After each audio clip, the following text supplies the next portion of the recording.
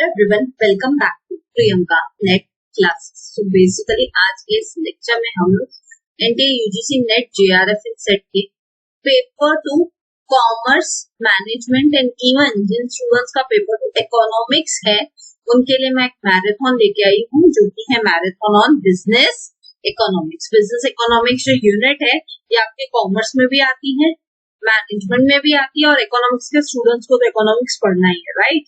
तो ये तीनों टाइप के स्टूडेंट्स, तीनों पेपर के स्टूडेंट्स के लिए ये मैराथन बहुत यूजफुल रहेगी।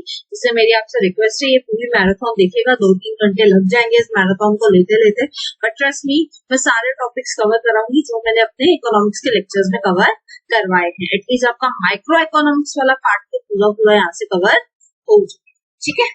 चलिए स्टार्ट करते हैं। सबसे पहले तो इकोनॉमिक्स का मीनिंग ही देख लेते हैं एकदम फटाफट से। इकोनॉमिक्स क्या है? Economics is a social science. Social science क्यों? क्योंकि इकोनॉमिक्स लोगों से रिलेटेड साइंस है ना। और इकोनॉमिक्स का वर्ड जो डिराइव हुआ है वो कहाँ से हुआ है? वो एक ग्रीक वर्ड है, ओइकोनोमिया, ठीक है। ये आपको याद रखना है, आपसे पूछा जाता है, ठीक है। पीवाईक्यू को पूछा गया है ग्रीक वर्ड कौन सा है? ओइकोनोमिया, जिसका मतलब ये होता है मैनेजमेंट ऑफ द हाउस। जब आप एक घर को अच्छे से मैनेज कर लेते हैं उसे हम इकोनॉमिक्स बोलते हैं ना। जैसे इंडिया है तो इंडिया भी हमारा घर ही है ना, देश मेरा है, मेरा घर ही है ना। अगर मैं इसको अच्छे से मैनेज कर लेती हूँ यानी मैं इकोनॉमिक्स कर रही हूँ, ठीक है। और इकोनॉमिक्स को क्या बोला जाता है? Queen of social science by Paul Samuelson. Paul Samuelson करके एक इकोनॉमिस्ट है जिन्होंने बोला है इकोनॉमिक्स को क्या बोला है? Queen of social science. अब ये सब चीजें ना आपसे मैचअप में पूछी जाती है कि क्वीन ऑफ सोशल साइंस एक साइड दे दिया, आपको पॉल सैमुएल्सन दूसरे साइड दे दिया, तो बहुत जरूरी है कि आपको ये सब चीजें पता, ठीक है। और सबसे इम्पोर्टेंट चीज जो बहुत बार पूछी गई है पीवाईक्यू, तो हमने किए थे 1000 पीवाईक्यू सीरीज, अगर आपको याद हो, ठीक है। तो उसमें हम जब पीवाईक्यूज कर रहे थे तो ये ऑब्जेक्टिव में आया था ये क्वेश्चन, है ना, कि फादर ऑफ इकोनॉमिक्स कौन है? फादर ऑफ इकोनॉमिक्स है आपके एडम स्मिथ। एडम स्मिथ को क्या बोला जाता है? फादर ऑफ इकोनॉमिक्स, ठीक है। और इकोनॉमिक्स बेसिकली क्या है? बेसिकली ये डील करता है ह्यूमन बींग्स के साथ जो क्या करना चाहती है, अपने अनलिमिटेड वांट्स को लिमिटेड मीन्स के साथ सेटिस्फाई करना चाहती है। इकोनॉमिक्स बेसिकली क्या है? देखिए हर इंसान की वांट्स क्या है, जरूरतें क्या है, अनलिमिटेड है ना। कैसे हम सोच रहे थे आज आपके पास अगर 2 व्हीलर है तो आप सोचेंगे अब मैं नेक्स्ट 4 व्हीलर ले लूं, 4 व्हीलर आ गई तो आप सोचेंगे तो मैं किसी तरह हेलीकॉप्टर में जाऊं, हेलीकॉप्टर में जा गए तो आपको लगेगा नहीं अब मैं किसी तरह एक प्राइवेट एरोप्लेन या जेट या कुछ ऐसा ले सकूं, है ना। तो कहीं ना कहीं हमारी वांट्स, हमारी जो जरूरतें हैं वो तो लिमिटेड होती है, लेकिन जो हमारी ख्वाहिशें हैं, वांट्स है, वो सब कैसी रहती है? अनलिमिटेड रहती है ना। और इन अनलिमिटेड वांट्स को आपको पूरा करने के लिए आपके पास क्या रहती है? लिमिटेड मीन्स रहती है, यानी आपके पास लिमिटेड चीजें हैं, उसमें से आपको अनलिमिटेड चीजों को पूरा करना है और उसको पूरा कर पाते हो अगर आप, तो उसे ही हम इकोनॉमिक्स कहते हैं। इकोनॉमिक्स बेसिकली क्या है? आपके पास लिमिटेड अमाउंट ऑफ रिसोर्सेज रहते हैं, उससे आपको अनलिमिटेड वांट्स पूरी करनी होती है ना। जैसे एग्जाम्पल ले लेते हैं इंडिया का। इंडिया की पॉपुलेशन कितनी बड़ी है ना, पॉपुलेशन ज्यादा है, लोग ज्यादा है, हमारे यहाँ पे लोगों की डिमांड ज्यादा है, तो बॉन्ड्स तो बहुत ज्यादा है, लेकिन मीन्स है क्या? हमारे पास लिमिटेड रिसोर्सेज है ना, नेचुरल हो, फिजिकल हो, कोई भी रिसोर्स हो, वो लिमिटेड ही है ना हमारे पास। तो लिमिटेड मीन्स से जब हम लोग अनलिमिटेड बॉन्ड्स का सेटिस्फाई कर पाते हैं उसे हम इकोनॉमिक्स कहते हैं, ठीक है। इकोनॉमिक्स क्या है ये क्लियर, आप डेफिनेशन आप खुद से देख सकते हो, मैंने लेक्चर्स में कराया है। अब आते हैं directly main branch of economics. Economics की 2 ब्रांचेस होती है, एक होती है आपकी माइक्रो इकोनॉमिक्स, ठीक है, दूसरी होती है आपकी मैक्रो इकोनॉमिक्स, ठीक है। पहली कौन सी है? पहली है माइक्रो, दूसरी है मैक्रो। ये पूरा मैराथन बेसिकली फोकस रहेगा माइक्रो इकोनॉमिक्स पे, ठीक है। पूरा मैराथन में सारे टॉपिक्स माइक्रो इकोनॉमिक्स के मैं आपको कराने वाली हूँ, ठीक है। और ये जो टर्म है माइक्रो और मैक्रो इकोनॉमिक्स, कॉइन किसने किया था, दिया किसने था, ये भी आपको याद रखना है। नॉर्वेजियन इकोनॉमिस्ट थे रैग्नर फ्रिश, ठीक है, ऑफ ओस्लो यूनिवर्सिटी इन 1933। आपको याद रखना है किसने दिया था टर्म? रैग्नर फ्रिश ने। कब दिया था? 1933 में, और वो कहाँ के थे? ओस्लो यूनिवर्सिटी के, ठीक है। अब हम समझेंगे माइक्रो क्या है, मैक्रो क्या है, तो डिस्टिंग्विश के थ्रू मैंने यहाँ पे समझाया है। माइक्रो मतलब ही क्या होता है? माइक्रो मतलब होता है स्मॉल, माइक्रो मतलब होता है स्मॉल। जब आप इंडिविजुअल लेवल पे इंडिविजुअल यूनिट की बात करते हो उसे हम कहते हैं माइक्रो इकोनॉमी। जैसे से फॉर एग्जांपल आप सिर्फ और सिर्फ एक दुकानदार की बात कर रहे हो, एक घर की बात कर रहे हो, एक इंडिविजुअल पर्सन की डिमांड की बात कर रहे हो, एक इंडिविजुअल पर्सन की सप्लाई की बात कर रहे हो, यानी जब आप वो छोटे लेवल पे बात करते हो उसे हम कहते हैं माइक्रो इकोनॉमिक्स। जब आप इंडिविजुअल लेवल पे बात करते हो किसी भी फिनोमेना की तो उसे हम कहते हैं माइक्रो इकोनॉमिक्स, ठीक है। और ये किससे डील करता है? ये डील करता है प्राइस थ्योरी से। दूसरी तरफ इसका एग्जैक्ट ऑपोजिट होता है मैक्रो इकोनॉमिक्स।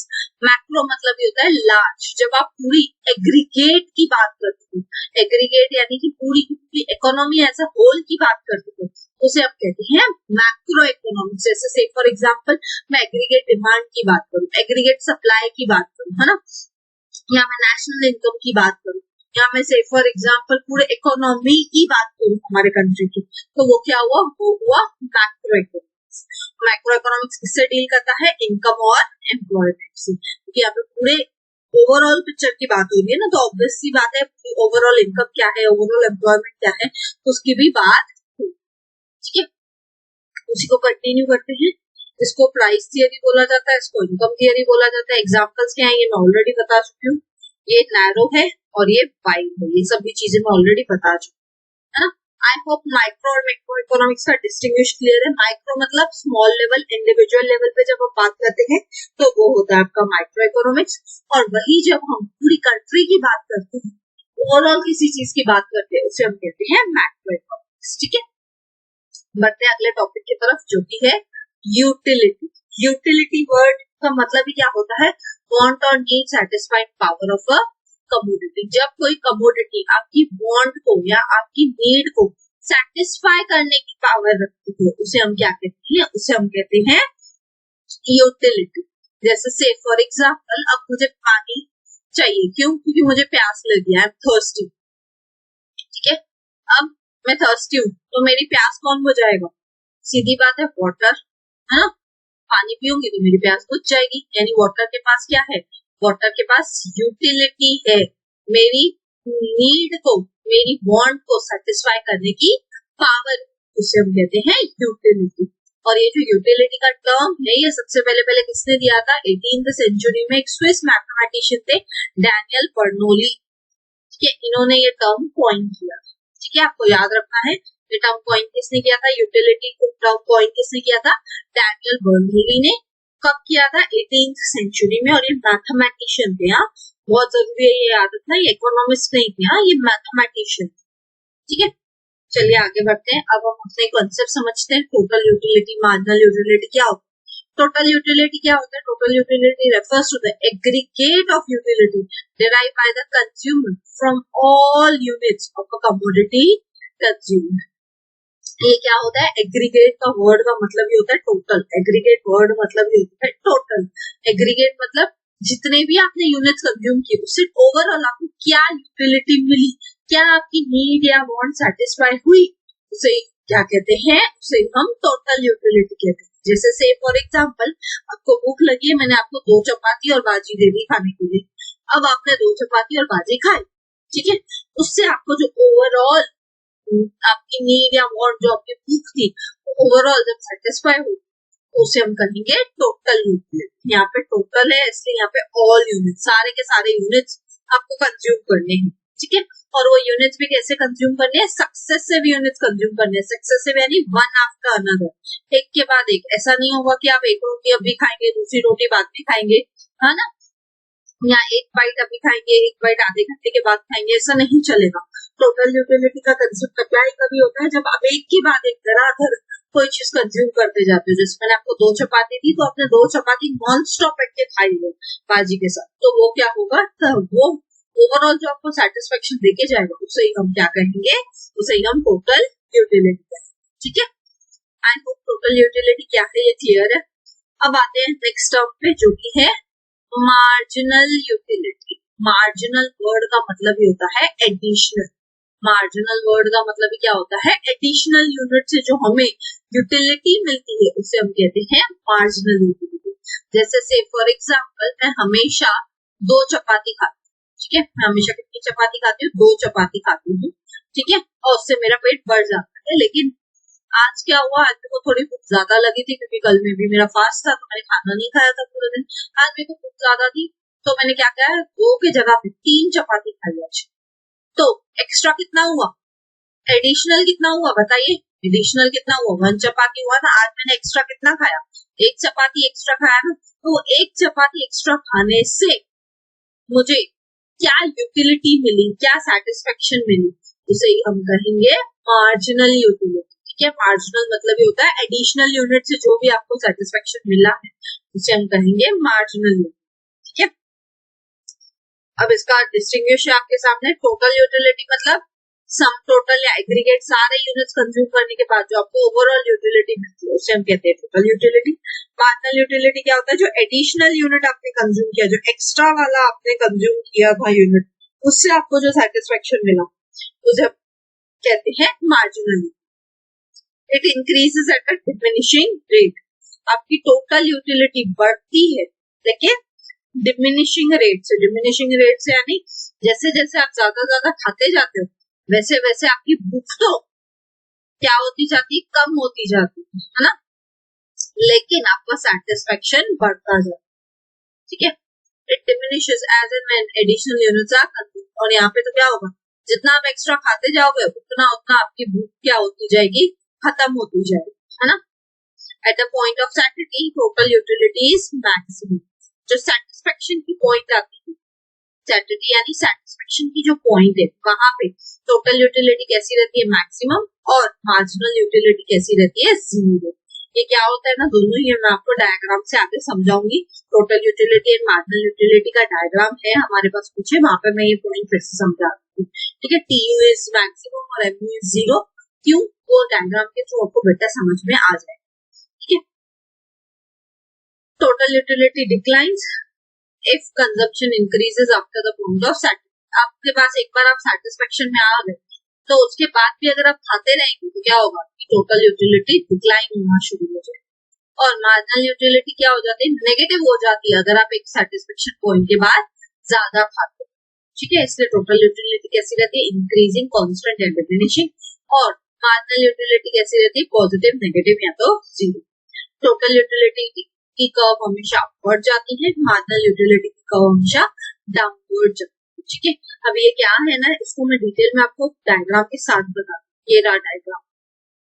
ठीक है, यहाँ पे देखिए एक्स एक्सिस पे क्या है, एक्स एक्सिस पे आपका यूनिट्स ऑफ कमोडिटी। ठीक है, वाई एक्सिस पे क्या है आपका टोटल एंड मार्जिनल यूटिलिटी। ठीक है, अब आप देखेंगे तो ये रही आपकी TU कर्व, है ना, ये रही आपकी TU कर्व, और ये जो नीचे नीचे की तरफ जा रही है ये है आपकी MU। ठीक है, सोचे आपने यहाँ से खाना शुरू किया, नेक्स्ट बाइट खाया, नेक्स्ट बाइट खाया, नेक्स्ट बाइट खाया, नेक्स्ट बाइट खाया, फिर फाइनली आप ऐसे बाइट पे आ जाते हो जब आपको खाते लगता है बस अब मेरा पेट बढ़ गया, है ना। जब आपको वो फीलिंग आ जाती है उस पॉइंट को हम बोलते हैं point of satisfaction. Point of satisfaction यानी पॉइंट ऑफ सैटिस्फैक्शन। ठीक है, वैसे ही जब आप इस पॉइंट से एक्स्ट्रा खाना शुरू कर देते हो, जैसे आपने एक एक्स्ट्रा खाया, फिर दूसरा, फिर तीसरा, ऐसे करके फिर वहां पे भी एक पॉइंट आ जाती है जब आप उस पॉइंट पे पहुंच जाते हो जब आपको लगता है आपको एक्स्ट्रा खाने की भी जरूरत नहीं है, मेरा पेट भर चुका है। इस पॉइंट को भी हम क्या बोलते हैं, पॉइंट ऑफ सैटिस्फैक्शन यानी पॉइंट ऑफ सैटिस्फैक्शन। ये पॉइंट ऑफ सैटिस्फैक्शन के बाद अगर आपने TU में खाया या आपने MU में खाया तो दोनों ही केस में क्या हो जाता है, यहाँ पे आपकी TU डिमिनिश हो जाती है ना, नीचे की तरफ आ रही है ना ये कर्व, देखिए, है ना। और इधर ये कर्व क्या हो गई, इधर ये कर्व नेगेटिव में आ गई, इधर ये कर्व कहाँ पे आ गई, इधर ये कर्व नेगेटिव हो गई। क्यों, क्योंकि इस पॉइंट के बाद अगर आप खाएंगे तो आपको सेटिस्फेक्शन नहीं बल्कि डिससैटिस्फैक्शन मिलेगी। ठीक है, इसलिए हम बोल रहे थे कि TU हमेशा क्या होती है, इंक्रीज हो रही है, फिर कांस्टेंट रहती है और डिमिनिशिंग होती है। MU क्या है, MU हमेशा ये क्या है, MU पॉजिटिव है, यहाँ पे MU नेगेटिव है और यहाँ पे MU जीरो। ठीक है, और TU यहाँ पे देखो मैक्सिमम है, TU की कर्व देखिए पॉइंट ऑफ सैटिस्फैक्शन पे, पॉइंट ऑफ सैटिस्फैक्शन पे TU क्या है, सबसे मैक्सिमम, है ना। हमने डिस्टिंग्विश में पढ़ा था TU क्या है, सबसे मैक्सिमम पॉइंट पे है ना यहाँ पे, और MU क्या है, पॉइंट ऑफ सैटिस्फैक्शन पे जीरो, है ना। mu क्या है, पॉइंट ऑफ सैटिस्फैक्शन पे जीरो, ठीक है। अब आई होप जो मैंने यहाँ पे डिस्ट्रीब्यूशन पॉइंट्स लिखी है ना, ये increasing, constant, decreasing, upward, downward और point is maximum, point is zero. अब आई होप आपको ये पॉइंट्स क्लियर है अच्छे से, है ना। अगर फिर भी आपको लगता है कि अभी भी आप नहीं क्लियर है तो बिजनेस इकोनॉमिक्स की प्लेलिस्ट का लिंक डिस्क्रिप्शन में गिवन है। ये सब मैंने लेक्चर्स आपको बिजनेस इकोनॉमिक्स के एक एक सेपरेट कराए हैं, आप उनको वहां से जाके भी देख सकते हैं। बट ये मैराथन है तो मेरे को थोड़ा फास्ट जाना पड़ेगा, बट फिर भी मैं हर वो इम्पोर्टेंट पॉइंट को स्पेसिफाई आपको कर रही हूँ, एक्सप्लेन कर रही हूँ फिर भी, ठीक है।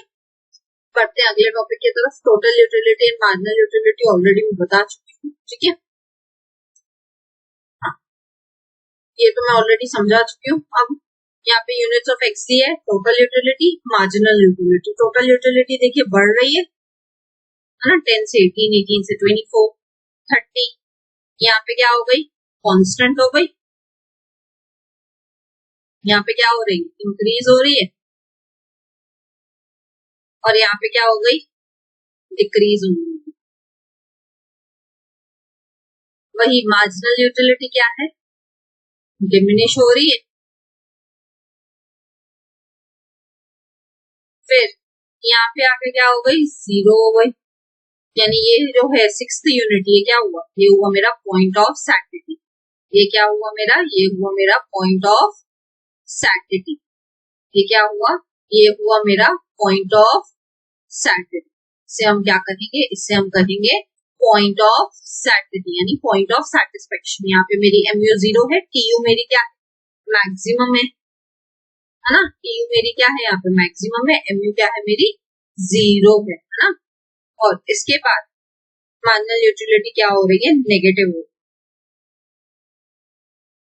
यहाँ पे मार्जिनल यूटिलिटी डिमिनिश हो रही थी यानी पॉजिटिव थी, ठीक है।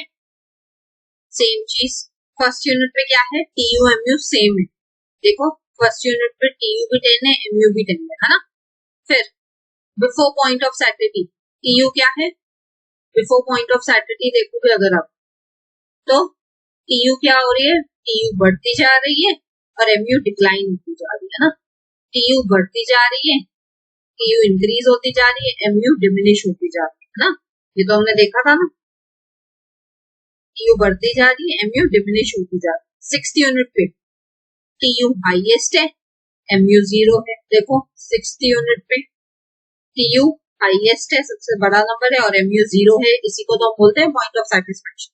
और उसके बाद टीयू डिक्लाइन होना शुरू होती है, एमयू नेगेटिव हो जाती है। टीयू यहाँ पे डिक्लाइन हो गई, यहाँ पे नेगेटिव, है ना। आई होप अब आपको क्लियर है। सेम ये डायग्राम मैंने फिर से यहाँ पे आपके लिए रखा है, आप देख सकते हैं। फिर से वही टीयू को एमयू को एक्सप्लेन किया जो मैं ऑलरेडी आपको कर चुकी, है ना। चलो अब इतना मगजमारी हमने किया, इतना सब हमने सीखा, टोटल यूटिलिटी, मार्जिनल यूटिलिटी, क्यों, क्योंकि अब हम करने वाले हैं लॉ ऑफ डीएमयू। अब हम जो टॉपिक करने वाले हैं वो क्या है, वो है लॉ ऑफ डीएमयू। यहाँ से क्वेश्चन बनता है बहुत बार पेपर में, तो बहुत जरूरी है। और ये लॉ इसलिए भी इम्पोर्टेंट है क्योंकि यहाँ से डायरेक्टली क्वेश्चन पूछे या ना पूछे, लेकिन यहाँ से इनडायरेक्टली क्वेश्चन भी पूछा जाता है, क्योंकि लॉ ऑफ डिमांड से क्वेश्चन पूछा जाता है। तो लॉ ऑफ डिमांड के लिए जो बेस है ना, वो लॉ ऑफ डीएमयू, तो बहुत जरूरी है कि आपको ये लॉ भी पता होना चाहिए, ठीक है। डीएमयू का फुल फॉर्म क्या होता है, डिमिनिशिंग मार्जिनल यूटिलिटी। डीएमयू का फुल फॉर्म क्या है, डीएमयू का फुल फॉर्म है डिमिनिशिंग मार्जिनल यूटिलिटी। ये लॉ सबसे पहले किसने दिया था, ये लॉ सबसे पहले दिया था प्रोफेसर गॉसेन ने, ठीक है। लेकिन डिटेल में ये लॉ किसने दिया था, प्रोफेसर अल्फ्रेड मार्शल। आपको याद रखना है, अगर पूछे पहले किसने दिया था तो प्रोफेसर गॉसेन, डिटेल में पूछे किसने दिया था तो अल्फ्रेड मार्शल ने। किसमें, अपनी एक बुक थी उनकी, प्रिंसिपल्स ऑफ इकोनॉमिक्स, जो पब्लिश हुई थी 1819। उस बुक में उन्होंने लॉ ऑफ डीएमयू का जिक्र किया, ठीक है, 1819। आपको याद रखना है, फर्स्ट पूछेगा तो सबसे पहले किसने दिया था, प्रोफेसर गॉसेन। डिटेल में किसने समझाया था, प्रोफेसर अल्फ्रेड मार्शल। कब, 1819। कहाँ पे, अपने बुक प्रिंसिपल्स ऑफ इकोनॉमिक्स, ठीक है। और ये लॉ कैसा है, यूनिवर्सल है, यूनिवर्सल यानी सब पे लागू होता है, ठीक है। कैसे, अब हम समझते हैं। ये लॉ ऑफ डीएमयू की स्टेटमेंट क्या होगी, स्टेटमेंट यानी ये लॉ ऑफ डीएमयू बोलना क्या चाहता है। लॉ ऑफ डीएमयू सिंपली बोलता है कि जितना आप कोई चीज, the more you have of a thing, the less you want to have more of it. जितना आपको कोई चीज ज्यादा मिलती है उतना ही आप उसको कम लेना चाहते हो। जैसे से फॉर एग्जाम्पल मैं आपको रोज एप्पल खाने के लिए दे दूं, क्या दे दूं, मैं रोज आपको एप्पल ही कंज्यूम करने के लिए दे दूं, रोज का रोज आपको एप्पल ही खाने मिल रहा है, तो भाई आप ना एप्पल से ही बोर हो जाओगे। क्यों? क्योंकि आप इतना एप्पल खा चुके हो हर रोज कि अब आपको लगता है भाई अब मेरे को एप्पल तो चाहिए ही, है ना। तो यही होता है आपका लॉ ऑफ डीएमयू। ये अप्लाई किस पे होता है कि जब आपको कोई चीज ज्यादा मिलने लगती है तो आपको वही चीज उस टाइम पे सबसे कम चाहिए होती है ना। जैसे से फॉर एग्जाम्पल आपको रोज एप्पल खाने मिल रहा है तो आप बोलोगे भाई एप्पल रोज नहीं खाना मेरे को कोई और फ्रूट खिलाओ, एप्पल खा खा के बोर हो गया हूँ, है ना। तो यानी आपको जब एप्पल इतना ज्यादा मिल रहा है लेकिन फिर भी आप उसको कम चाहते हो, ठीक है। अजम्पशन देख लेते हैं। ये लॉ क्या अज्यूम करता है कि पहले तो आपका कंज्यूमर कैसा होना चाहिए, रेशनल होना चाहिए। रेशनल यानी दिमागी तौर पे वो साउंड होना चाहिए, ठीक ठाक होना चाहिए ना। कोई अगर मेंटली चैलेंज पर्सन होगा तो उसको तो रोज कुछ भी खिला दो, वो उसको तो कुछ फर्क ही नहीं पड़ेगा ना। लेकिन यहाँ पे वही बोल रहा है कि आपका जो इंडिविजुअल है, जो पर्सन है, वो कैसा होना चाहिए, रेशनल होना चाहिए, नॉर्मल होना चाहिए, दिमागी तौर पे वो साउंड होना चाहिए, है ना। अगर कोई नॉर्मल पर्सन रहेगा तभी तो वो खा खा के बोर होगा सेम चीज। सेकेंड चीज, कार्डिनल मेजरमेंट होनी चाहिए। कार्डिनल यानी नंबर्स। नॉर्मली तो यूटिलिटी को नंबर्स में मेजर नहीं कर सकते, लेकिन ये लॉ बोलता है, लॉ ऑफ डीएमयू बोलता है कि आपको यूटिलिटी किस में मेजर करनी है, कार्डिनली मेजर करनी है, नंबर्स में मेजर करनी है, ठीक है। फिर थर्ड अजम्पशन क्या होता है, होमोजीनिटी। होमोजीनिटी यानी सेम। मैं आपको क्या दे रही हूँ, रोज सेम चीज ही खाने को दे रही हूँ। जैसे एग्जांपल के तौर पर मैं रोज आपको एप्पल खाने को दे रही हूँ, तो मैं रोज आपको सेम ही चीज तो दे रही हूँ, है ना।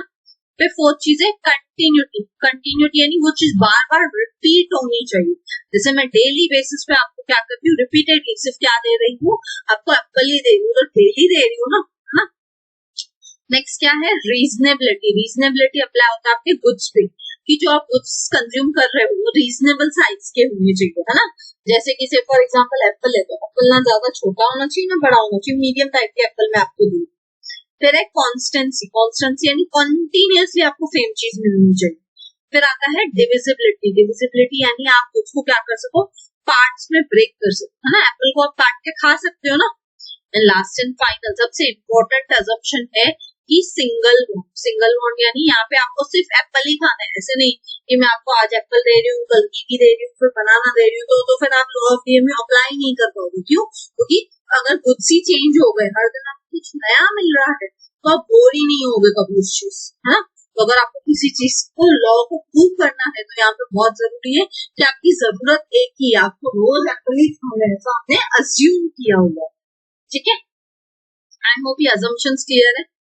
शेड्यूल देख लेते हैं। यूनिट्स ऑफ एक्स, सपोज ये एप्पल के यूनिट्स है और ये उसकी एमयू है, मार्जिनल यूटिलिटी। आपने पहला यूनिट एप्पल खाया तो आपकी एमयू कितनी है, 10। दूसरा खाया तो सीधी बात है दूसरा एप्पल खाओगे तो पहले से कम हो जाएगी ना। फिर तीसरा खाओगे और कम, चौथा खाओगे और कम, फाइनली 6th यूनिट पे आके आपकी एमयू क्या हो जाती है, 0 हो जाती है। यानी यहाँ पे आके आप सेटिस्फेक्शन पे आ गए। इसको हम क्या बोलते हैं, इसको हम बोलते हैं पॉइंट ऑफ सैटिस्फैक्शन। इसको हम क्या बोलते हैं, इसको हम बोलते हैं point of satisfaction. Point of satisfaction यानी पॉइंट ऑफ सैटिस्फैक्शन।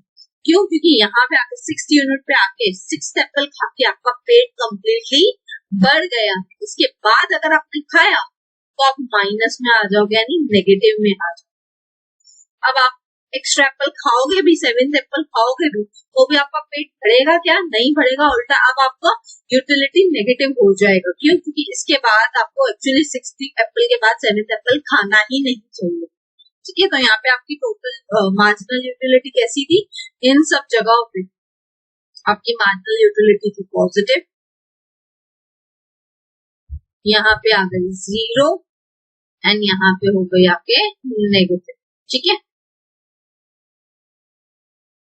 अब यही चीज डायग्राम से प्रूव हो रही है। देखो 10, 8 जो हमने यहाँ पे पॉइंट्स देखी थी ना, उसी को मैंने ग्राफ पे प्लॉट किया। 10, 8 फर्स्ट यूनिट था तो 10 सेटिस्फेक्शन मिला, फिर 8 मिला, फिर 6 मिला, धीरे धीरे धीरे देखो पॉइंट ऑफ सेटिस्फेक्शन आ गया। ये क्या है, ये है आपका पॉइंट ऑफ सैटिस्फैक्शन। यहाँ पे आपका पेट भर चुका है, आपका पेट क्या हो चुका है, भर चुका है। अब इसके बाद अगर आप खाते हो तो यहाँ पे आके आपकी यूटिलिटी कैसी हो जाएगी, नेगेटिव हो जाएगी। यहाँ पे आपकी यूटिलिटी कैसी थी, 0 थी, और यहाँ पे आपकी यूटिलिटी कैसी थी, पॉजिटिव। ठीक है, यहाँ तक आप खाते खाते 6 एप्पल आप खा सकते थे, 6 एप्पल पे आपका पेट भर जाएगा। इसके बाद भी अगर आप खाते रहोगे तो आप क्या हो जाओगे, आपकी यूटिलिटी नहीं बल्कि आपकी डिसयूटिलिटी शुरू हो जाएगी, नेगेटिव होना शुरू हो जाएगा, है ना। आई होप ये लॉ क्लियर है इस डायग्राम से, है ना। अब exceptions to the law of DMU. Law of DMU के एक्सेप्शंस क्या है, सबसे पहला एक्सेप्शन है हॉबीज। हॉबीज पे लॉ ऑफ डीएमयू अप्लाई नहीं होता है। क्यों? क्योंकि से फॉर एग्जांपल मेरी हॉबी है कॉइन्स कलेक्ट करना, ठीक है, मेरी हॉबी है क्या, से फॉर एग्जांपल कॉइन्स कलेक्ट करना। तो सीधी बात है ना, जितने ज्यादा कॉइन्स होंगे उतना ज्यादा मैं और कलेक्ट करना चाहूंगी उनको। यहाँ पे तो क्या हुआ, कॉइन्स बढ़ने से मेरी सेटिस्फेक्शन बढ़ रही है ना, मार्जिनल यूटिलिटी बढ़ रही है। लॉ ऑफ डीएमयू क्या बोलता है, चीजें बढ़ने से आपकी सेटिस्फेक्शन कम होनी चाहिए, यहाँ पे कम हो रही है क्या, नहीं, यहाँ पे तो उल्टा बढ़ रही है ना। वैसे ही सेकेंड चीज होती है लॉ ऑफ डीएमयू में माइजर। माइजर यानी गरीब लोगों पे लॉ ऑफ डीएमयू अप्लाई नहीं होता। क्यों? क्योंकि सोच के देखिए, गरीब को शायद 10-12 एप्पल एक पैकेट खाने ही नहीं मिलते, तो गलती से मिल गए तो वो तो खुशी खुशी खा जाएगा ना। तो यानी वहां को जितने ज्यादा एप्पल खाएगा उतना उसका सेटिस्फेक्शन बढ़ जाएगा, क्योंकि वो रोज रोज एप्पल खाएगा। फिर लॉ ऑफ डीएमयू आपका एडिक्शंस पे भी अप्लाई नहीं होता। एडिक्शंस यानी जैसे से फॉर एग्जांपल अल्कोहल, किसी पर्सन को अल्कोहल पीना पसंद है तो क्या होगा, जितनी ज्यादा वो अल्कोहल पिएगा उतना उसका सेटिस्फेक्शन बढ़ता जाएगा। नेक्स्ट लॉ ऑफ डीएमयू किस पे अप्लाई नहीं होता है, पावर पे। जितनी ज्यादा पावर होगी उतना आपको अच्छा लगता है ना, तो ये भी हो गया। एंड मनी, सोच के देखो, पैसे ज्यादा होते तो आप ऐसे सोचते हो कि अभी कम हो जाए, नहीं, आप बोलते और पैसे आने चाहिए, है ना। तो मनी पे भी लॉ ऑफ डीएमयू अप्लाई नहीं होता। ठीक है, तो ये कुछ 5 कंडीशंस हैं। ठीक है, हॉबीज हो गई, माइजर हो गया, एडिक्शन हो गई, पावर हो गया, मनी हो गई, जिन पे लॉ ऑफ डीएमयू अप्लाई नहीं होता। ठीक है, बढ़ते हैं अगले इस पे, criticisms of the law of DMU. अभी क्रिटिसिज्म्स क्या, सबसे पहला तो क्रिटिसिज्म है अनरियलिस्टिक अजम्पशन। अनरियलिस्टिक अजम्पशन यानी यहाँ पे आपको बोला था ना, सिंगल वांट होनी चाहिए, एक ही चीज होनी चाहिए, है ना। जैसे मैंने बोला आपको एप्पल ही खिलाएंगे भाई, तो भाई आप खाली एप्पल खाते हो क्या रियलिटी में, सोच के देखिए, नहीं भाई। अगर आप फ्रूट्स भी खाते हो तो एक दिन आपने एप्पल खाया होगा, दूसरे दिन बनाना खाया होगा, तीसरे दिन कुछ और खाया होगा, है ना। रियल में आप हर दिन सेम खाना थोड़ी खाते हो, है ना। तो ये तो बात गलत है, अनरियलिस्टिक है। सेकेंड चीज है कार्डिनल मेजरमेंट। बोलते हैं नंबर्स में यूटिलिटी को मेजर करना ही गलत।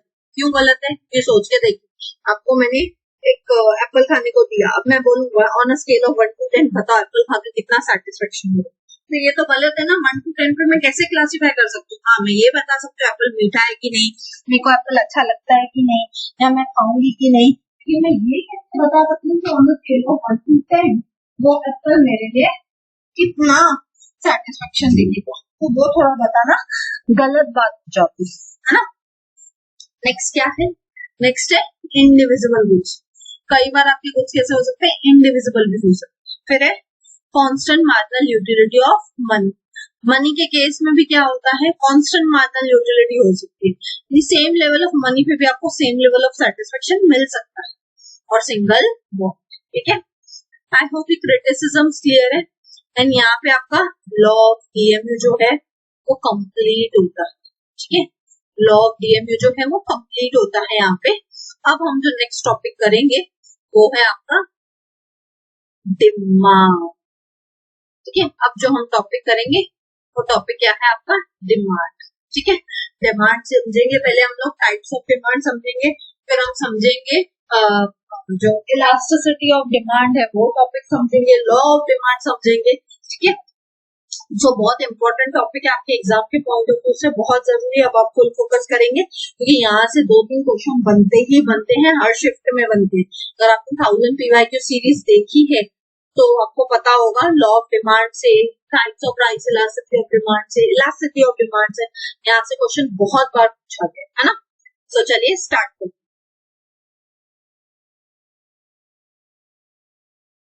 सबसे पहले तो डिमांड का बेस क्या होता है, डिमांड का बेस होता है यूटिलिटी, है ना। आप कोई भी चीज डिमांड कब करते हो, जब आपको उसकी यूटिलिटी होती है, यानी वो चीज से आपको सेटिस्फेक्शन मिलेगा, तो ही तो आप उस चीज की डिमांड करोगे ना, है ना। जैसे मैं आपको पढ़ा रही थी, पढ़ाते पढ़ाते मेरा गला सूख रहा था, तो मेरी यूटिलिटी, मेरे को सेटिस्फेक्शन कौन देगा, जब मैं पानी पीऊंगी, है ना। तो पानी की डिमांड ही कब अराइज होगी, जब मेरे को उस चीज से कोई सेटिस्फेक्शन नहीं मिला, है ना। और इकोनॉमिक्स में डिमांड क्या होती है, इकोनॉमिक्स के हिसाब से demand is basically desire, demand is basically, मैं यहाँ पे लिखती हूँ, demand is equals to desire plus ability to pay plus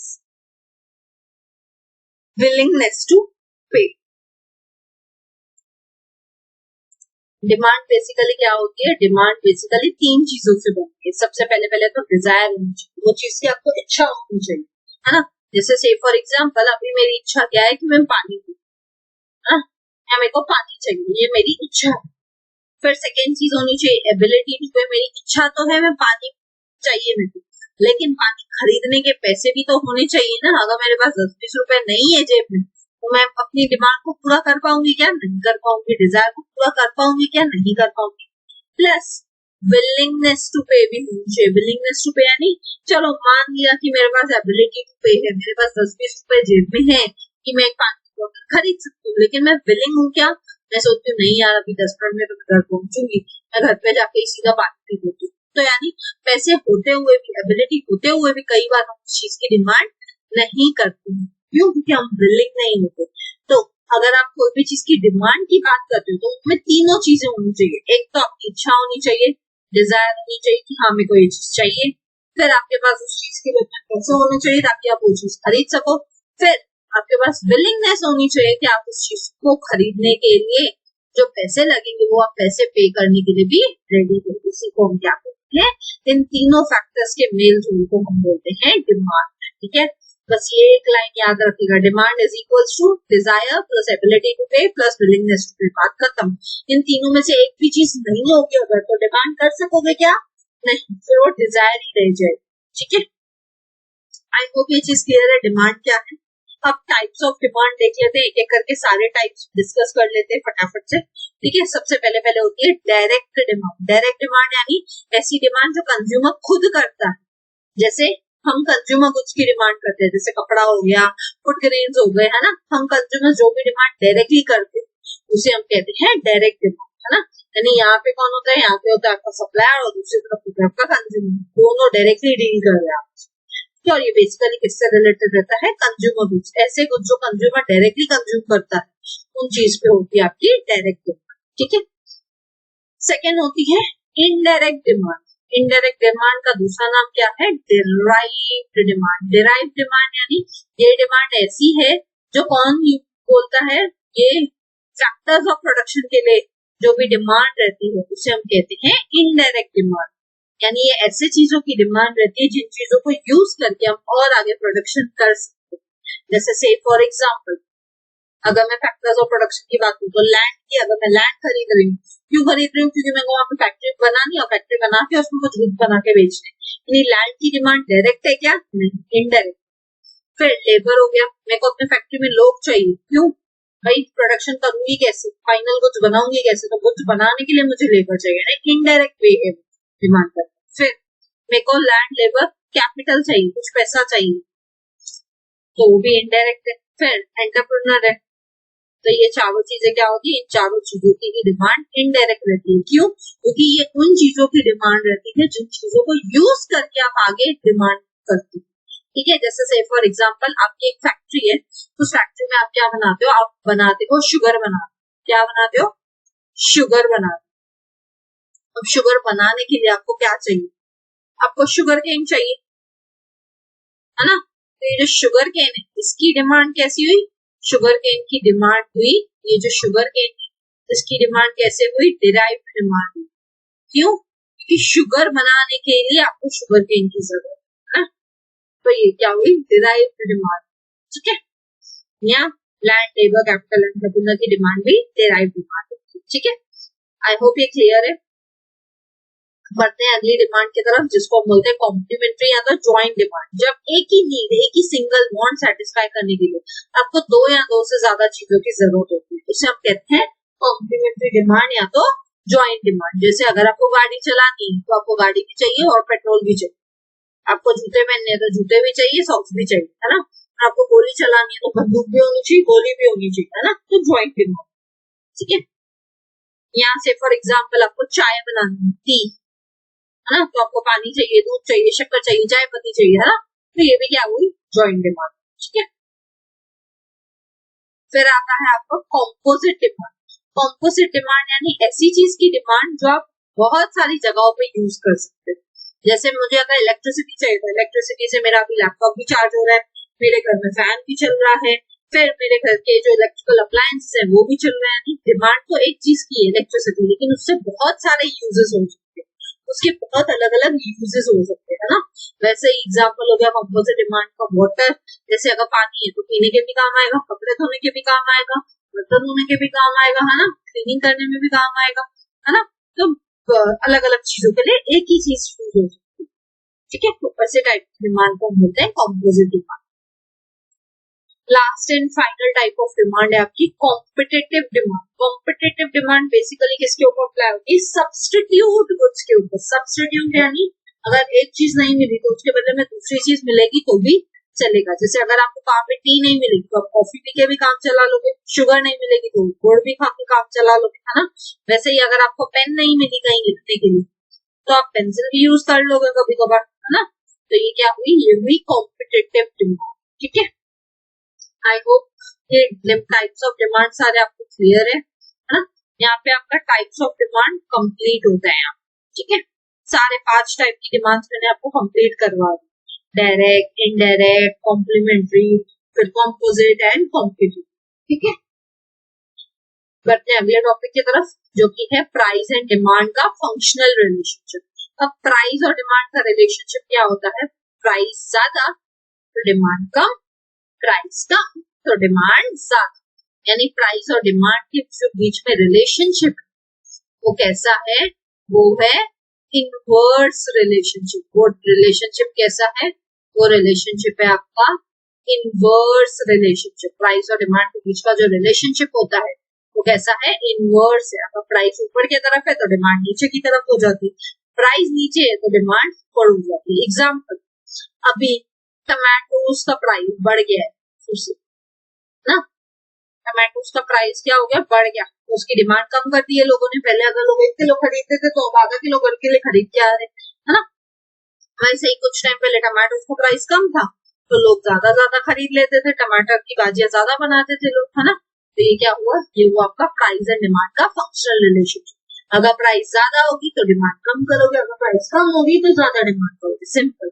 यानी प्राइस और डिमांड का जो रिलेशनशिप है वो इनवर्स है, इनडायरेक्ट है ना। एक ऊपर की तरफ जा रहा है तो दूसरा नीचे की तरफ आ रहा है, एक नीचे की तरफ आ रहा है तो दूसरा ऊपर की तरफ जा रहा है, ठीक है। जब दोनों ऑपोजिट डायरेक्शन में होते हैं ना, याद रखना, जब दोनों एरोस ऑपोजिट डायरेक्शन में होंगे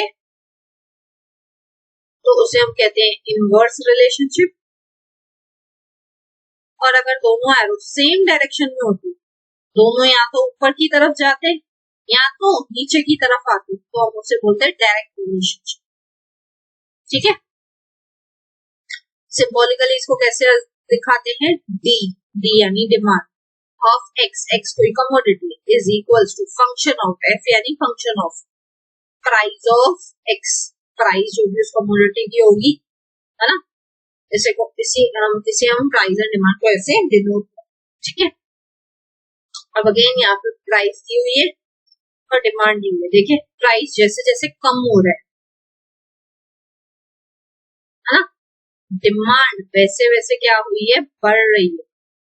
प्राइस कम हुआ है ना, डिमांड, प्राइस क्या हुआ है, धीरे धीरे कम हुआ है, और डिमांड क्या हो रही है, धीरे धीरे बढ़ रही है। प्राइस डिक्रीज हुआ है और डिमांड क्या हुई है, इंक्रीज हुई है ना। 10 रुपीज था किसी चीज का प्राइस, तो आपने एक ही क्वांटिटी में खरीदा। 8 रुपीज हो गया तो आपने क्वांटिटी बढ़ा दी, एक के जगह पे अब आप 2 खरीद रहे हैं ना, ऐसे 100। ठीक है, सो ये रही आपकी डिमांड कर्व, डीडी कर्व देख सकते हो। इसी को, ये जो हमने पॉइंट्स देखी थी ना 10, 8, 1, 2, 3, 4, उसी को अगर आप ग्राफ में प्लॉट करोगे तो देखो एक्स एक्सिस पे क्या है, एक्स एक्सिस पे आपका क्वांटिटी डिमांडेड, वाई एक्सिस पे आपका प्राइस।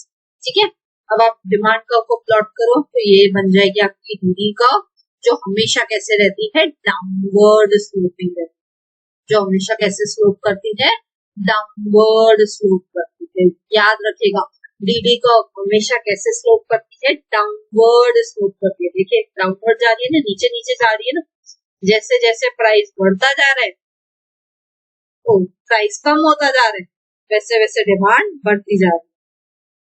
प्राइस कम हो रहा है, डिमांड बढ़ रही है ना।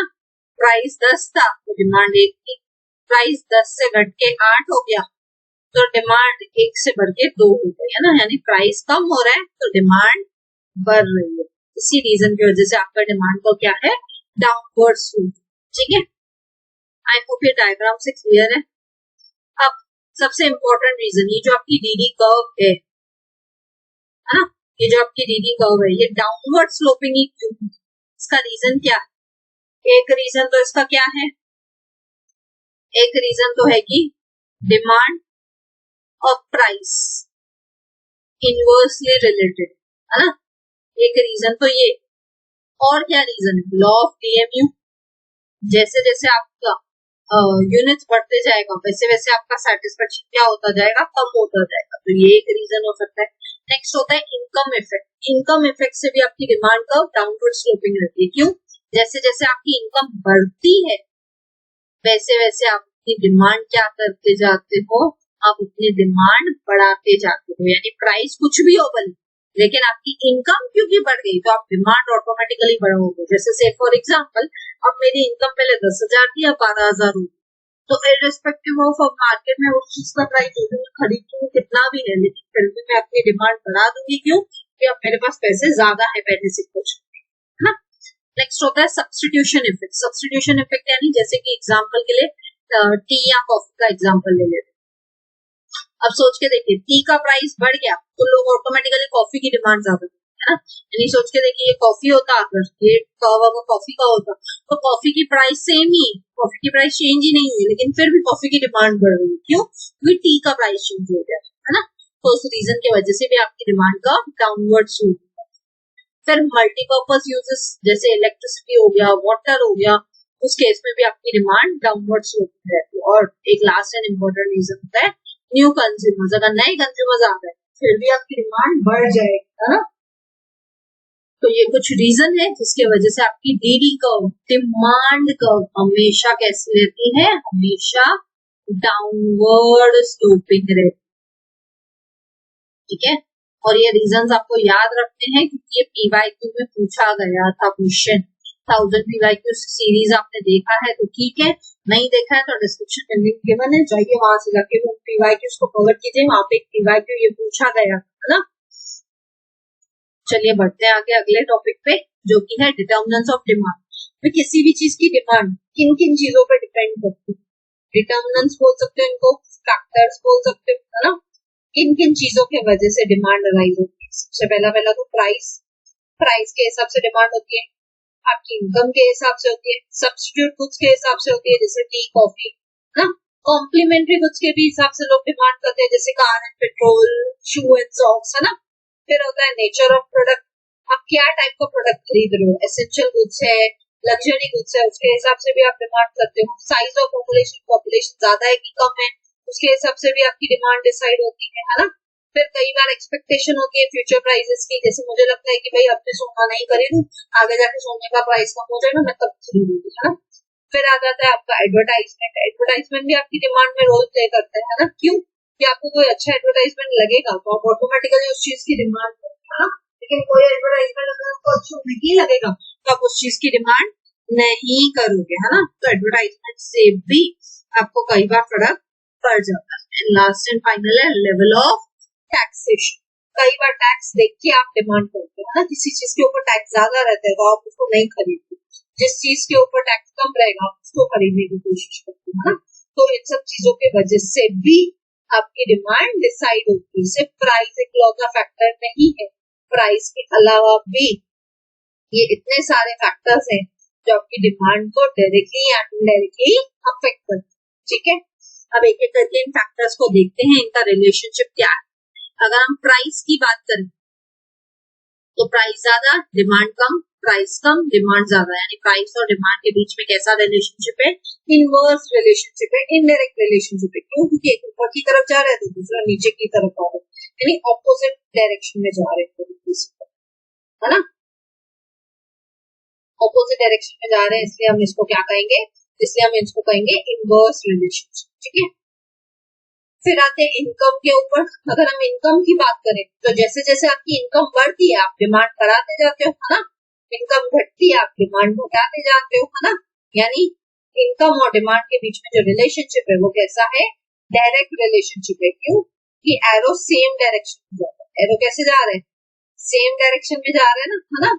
आपकी इनकम बढ़ गई तो आपने डिमांड बढ़ा दी, आपकी इनकम कम हो गई आपने डिमांड कम कर दी, तो एरो क्या है, दोनों भी केस में सेम डायरेक्शन में जा रहे हैं, या तो दोनों अपवर्ड स्लोपिंग है या तो दोनों डाउनवर्ड स्लोपिंग है। तो उस केस में इनकम और प्राइस, इनकम और डिमांड का जो रिलेशनशिप है वो कैसा है, डायरेक्ट। ठीक है, नेक्स्ट आता है price of substitute goods. Substitute goods जैसे शुगर और जैगरी, है ना, टी और कॉफी। तो सोचिए शुगर का प्राइस बढ़ेगा तो लोग डिमांड किसकी बढ़ाएंगे, जैगरी की। क्यों? कि शुगर का प्राइस बढ़ गया तो लोग शुगर की डिमांड कम कर देंगे, शुगर की डिमांड कम करेंगे तो उसकी प्राइस बढ़ाएंगे, और किसकी डिमांड बढ़ाएंगे, उसके सब्स्टिट्यूट गुड्स, है ना। यानी यहाँ पे कैसा रिलेशनशिप है, डायरेक्ट रिलेशनशिप है ना, दोनों एरो सेम डायरेक्शन में जा रहे हैं। शुगर का प्राइस बढ़ा तो डिमांड किसकी बढ़ गई, उल्टा जैगरी की बढ़ गई, है ना, यानी एरो कहाँ पे, सेम डायरेक्शन। वैसे ही अगर शुगर का प्राइस बढ़ गया, शुगर का प्राइस कम हो गया सॉरी, तो डिमांड किसकी कम हो जाएगी, जैगरी की, है ना। यहाँ पे ये एरो उल्टा दिया, शुगर का प्राइस अगर कम हो गया तो डिमांड किसकी कम हो जाएगी, जैगरी की। क्यों? क्योंकि लोग फिर से शुगर खरीदना शुरू कर देते हैं ना, ये सेम डायरेक्शन में जा रहा है। नेक्स्ट आते हैं कॉम्प्लीमेंट्री गुड्स की तरफ। कॉम्प्लीमेंट्री यानी जो साथ में कंज्यूम किए जाते हैं, जैसे कार एंड पेट्रोल, है ना। तो अगर पेट्रोल का प्राइस बढ़ गया तो लोग कार की डिमांड कम कर देते हैं। क्यों? क्योंकि कार चलाना महंगा हो जाएगा, है ना। तो एरोस कैसे है, ऑपोजिट डायरेक्शन में, यानी कॉम्प्लीमेंट्री गुड्स की डिमांड कैसी है, इनवर्स है या इनडायरेक्ट रिलेशनशिप है। कॉम्प्लीमेंट्री गुड्स और जो डिमांड है उसके बीच में रिलेशनशिप कैसा है, इनडायरेक्ट रिलेशनशिप। ठीक है, नेक्स्ट आता है नेचर ऑफ प्रोडक्ट। अगर कोई चीज नेसेसिटी है, जरूरी है, जैसे एग्जांपल के लिए मेडिसिन, तो प्राइस कितना भी बढ़ जाए फिर भी आप अपनी डिमांड बढ़ा देते हो, है ना। अगर आपको डॉक्टर ने 2 की जगह 4 गोलियां लिख के दी है और उस प्रोडक्ट का, उस दवाई का दाम बढ़ गया, प्राइस बढ़ गया, तो ऐसा थोड़ी आप 4 की जगह पे 1 खाना शुरू कर दोगे, नहीं, आपको जितना डॉक्टर ने बोला था 2 की जगह 4 बोला था तो आप 4 ही खाओगे, है ना। यानी प्राइस बढ़ने के बावजूद भी आप क्या करते हो, अपनी डिमांड बढ़ा देते हो, यानी ये क्या हुआ, डायरेक्ट रिलेशनशिप होता है।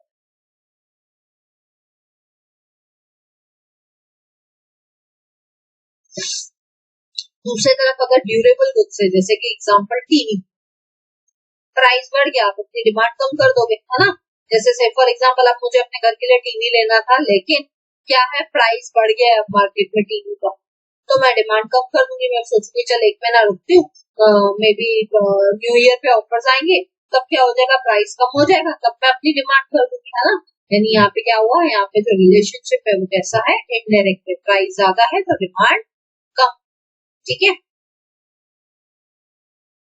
और ये आपसे पीवाईक्यू में पूछा गया है, अगर आपको याद हो तो 1000 पीवाईक्यू सीरीज आप में से जिसने देखी है उनको एक एक चीज याद आ रही होगी, कैसे घुमा के वो क्वेश्चंस पूछते हैं, है ना।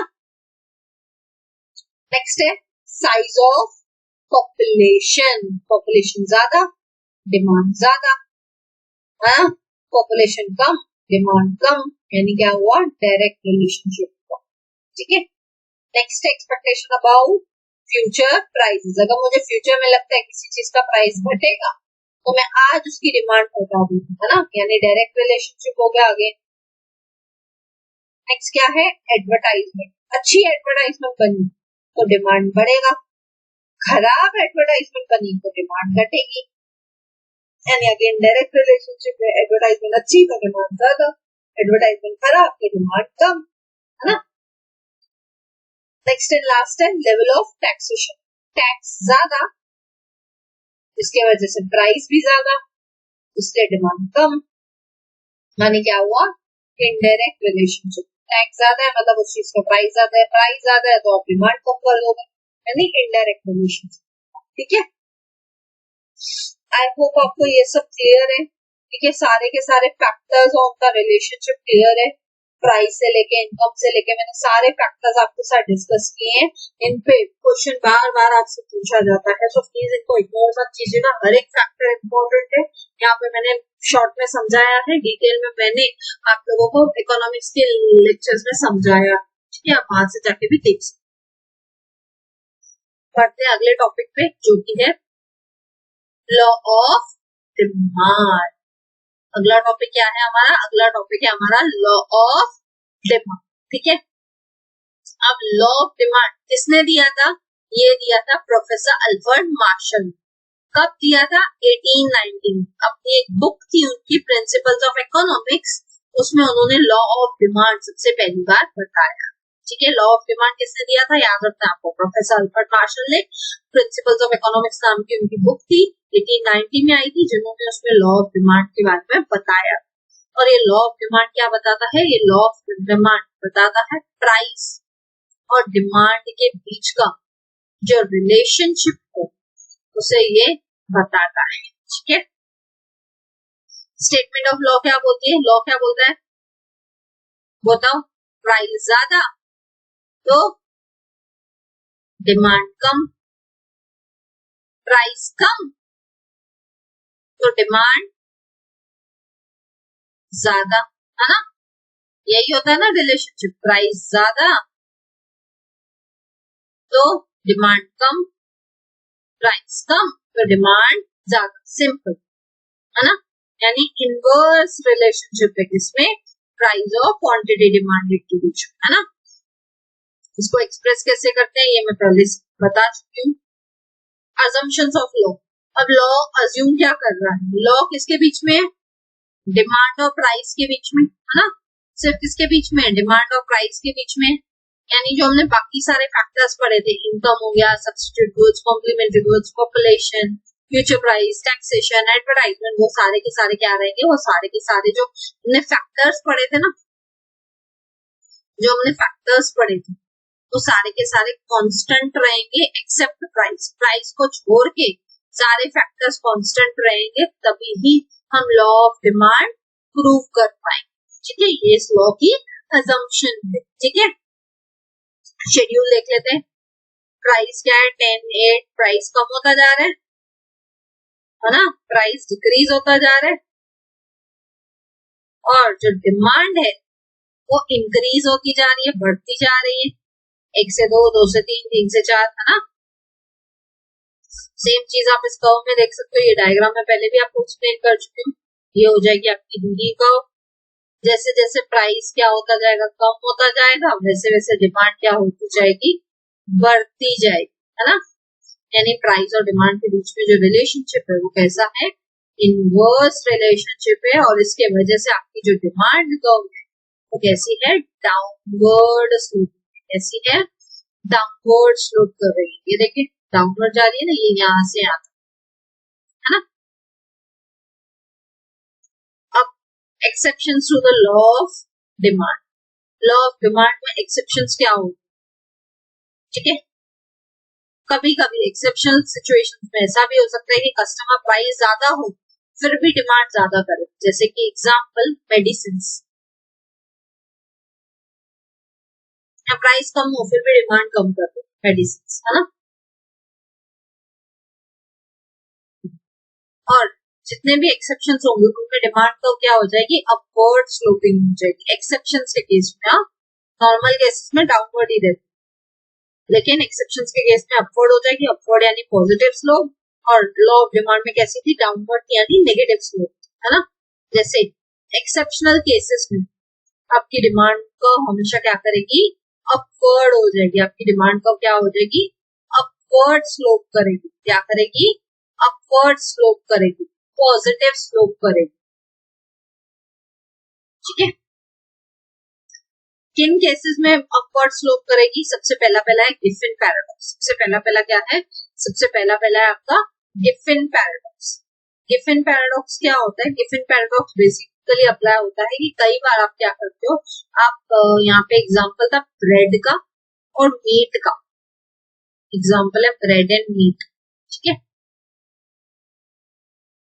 अब मीट महंगा प्रोडक्ट है, ब्रेड सस्ता प्रोडक्ट है ना। तो यहाँ पे क्या हुआ था, गिफिन पैराडॉक्स, एक गिफिन करके एक पर्सन थे जिन्होंने ये पैराडॉक्स की इजाद की थी, खोज की थी, उनके नाम पे ये पढ़ा था गिफिन पैराडॉक्स की। से फॉर एग्जांपल उन्होंने क्या देखा, कुछ वर्कर्स थे जो रोज क्या खाते थे, ब्रेड एंड मीट खाते थे।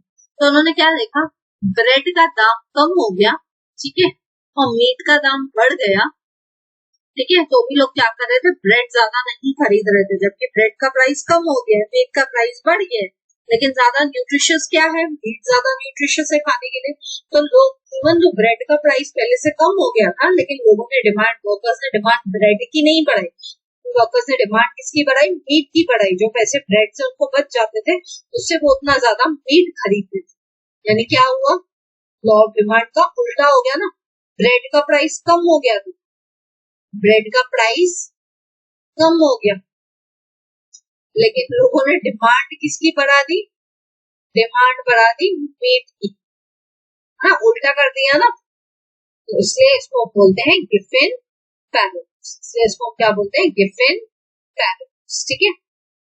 नेक्स्ट क्या है, नेक्स्ट है प्रेस्टीज गुड्स, जैसे कि से फॉर एग्जांपल लग्जरी कार्स, उसमें भी क्या होता है, प्राइस ज्यादा डिमांड ज्यादा, है ना। लोग खरीदते ही इसलिए कि उनका प्राइस ज्यादा है, प्रेस्टीजियस है, तो लोग ज्यादा खरीदते हैं। नेक्स्ट है स्पेक्यूलेशन, अगर आपको अंदाजा है कि आगे जाकर प्राइस कम होगी तो आप क्या करते हो, आज डिमांड कम कर देते हो, है ना। फिर क्या होता है, प्राइस इल्यूशन, कई बार आपको धोखा होता है कि हाँ भाई प्राइस इतना है, उस हिसाब से आप कर लेते हो। कई बार होता है इग्नोरेंस, आपको पता ही नहीं था प्राइस ज्यादा है, फिर भी आप खरीद के आ गए, आपको पता ही नहीं था। फिर आते हैं आपके हैबिचुअल गुड्स, जैसे से फॉर एग्जांपल किसी को आदत होती है अल्कोहल, तो अब भाई अल्कोहल का प्राइस कितना भी बढ़ा दो, कम कर दो, कोई फर्क नहीं पड़ता है, लोग जितना दारू पहले पीते थे आज भी उतना ही पीते हैं, है ना। तो इन सब चीजों पे लॉ ऑफ डिमांड अप्लाई नहीं होता है, ठीक है।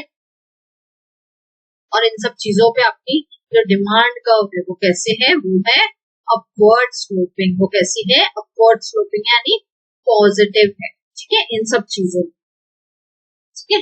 आई होप ये सारे एक्सेप्शंस आपको क्लियर है, ये ऐसी चीजें हैं जिन पे आपका लॉ ऑफ डिमांड लागू नहीं होता, ठीक है।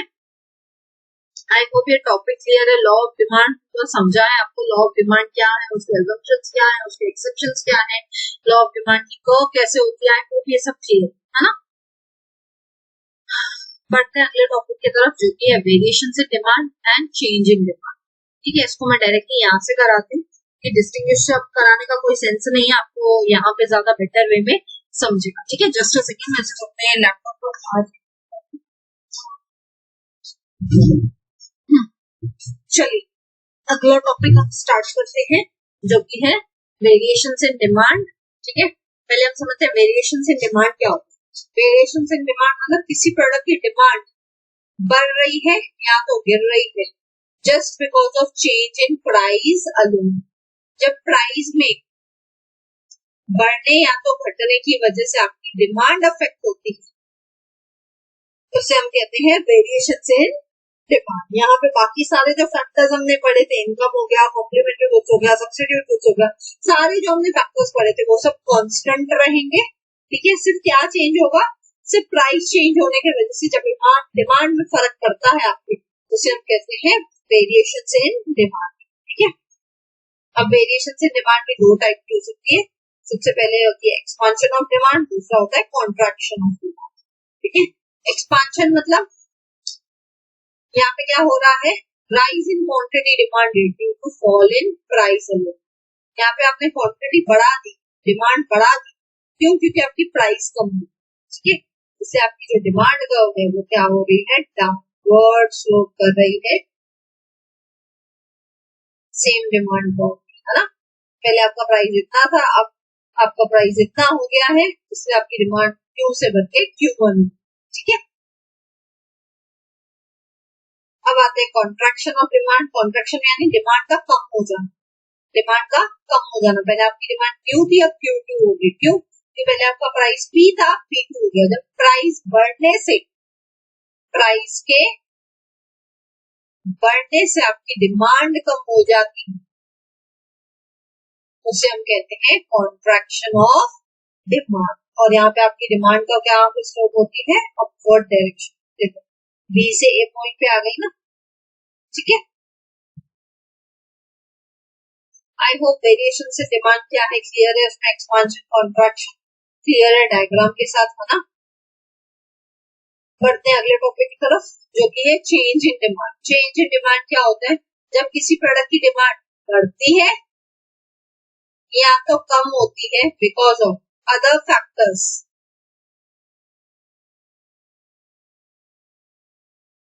लेकिन यहाँ पे प्राइस क्या रहेगा? कांस्टेंट रहेगा।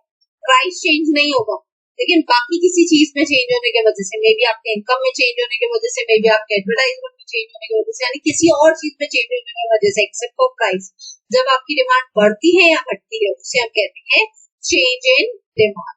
अब अगेन चेंज इन डिमांड भी दो टाइप की रहती है, increase in demand, decrease in demand, ठीक है। इंक्रीज इन डिमांड यानी जब आपके बाकी फैक्टर्स फेवरेबल हो गए, आपकी इनकम बढ़ गई, आपका मे बी पॉपुलेशन बढ़ गया, उस वजह से जब डिमांड बढ़ती है तो उसे हम क्या कहते हैं? उसे हम कहते हैं इंक्रीज इन डिमांड। देखो प्राइस तो सेम है, प्राइस पहले भी इतना ही था, अब भी इतना ही है, लेकिन फिर भी आपकी डिमांड Q से बढ़ के Q1 हो गई है। क्यों? DD कर्व से DD1 कर्व बन गई, एक नई कर्व बन गई है जो राइट हैंड साइड शिफ्ट हो गई आपकी ओरिजिनल डिमांड कर्व के। क्यों? कि आपके बाकी सारे फैक्टर्स फेवरेबल हो गए, जिसकी वजह से आपकी डिमांड बढ़ गई है। प्राइस सेम है लेकिन फिर भी आपकी डिमांड बढ़ गई है, तो उसे हम कहते हैं इंक्रीज इन डिमांड, ठीक है। इसका एग्जैक्ट ऑपोजिट होगा डिक्रीज इन डिमांड। अब आपकी डिमांड घट गई, प्राइस तो सेम है, ये देखो प्राइस तो सेम है, लेकिन आपने डिमांड कम कर दी, Q से Q2 कर दी। क्यों? क्योंकि मे बी आपके बाकी फैक्टर्स में अनफेवरेबल चेंज हुआ है। जैसे से फॉर एग्जांपल आपकी इनकम कम हो गई, आपका मे बी क्या हो गया, आपको एडवर्टाइजमेंट अच्छा नहीं लगा, कुछ भी रीजन से, लेकिन आप आपने पहले से डिमांड कम कर दी, प्राइस तो सेम ही, उसे हम कहते हैं डिक्रीज इन डिमांड, ठीक है।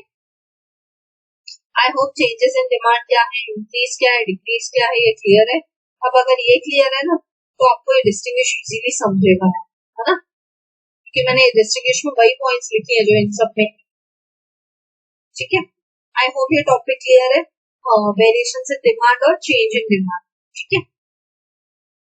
अब हम बढ़ते हैं अगले टॉपिक की तरफ, जो कि है इलास्टिसिटी ऑफ डिमांड।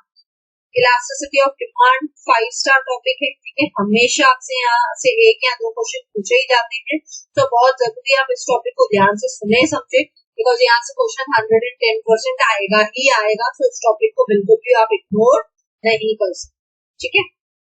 इलास्टिसिटी मतलब ही क्या होता है? जब क्या होता है, रिस्पॉन्स देखने मिलता है आपको demand because of change in price और एनी अदर फैक्टर, इसे हम कहते हैं इलास्टिसिटी ऑफ डिमांड। जब आपकी डिमांड में आपको चेंज देखने मिलता है, कुछ रिस्पॉन्स देखने को मिलता है, बिकॉज मे बी आपका प्राइस बदल गया है या कोई और फैक्टर बदल गया, इसकी वजह से आपकी डिमांड जब चेंज होती है, उसे हम कहते हैं इलास्टिसिटी ऑफ डिमांड, ठीक है।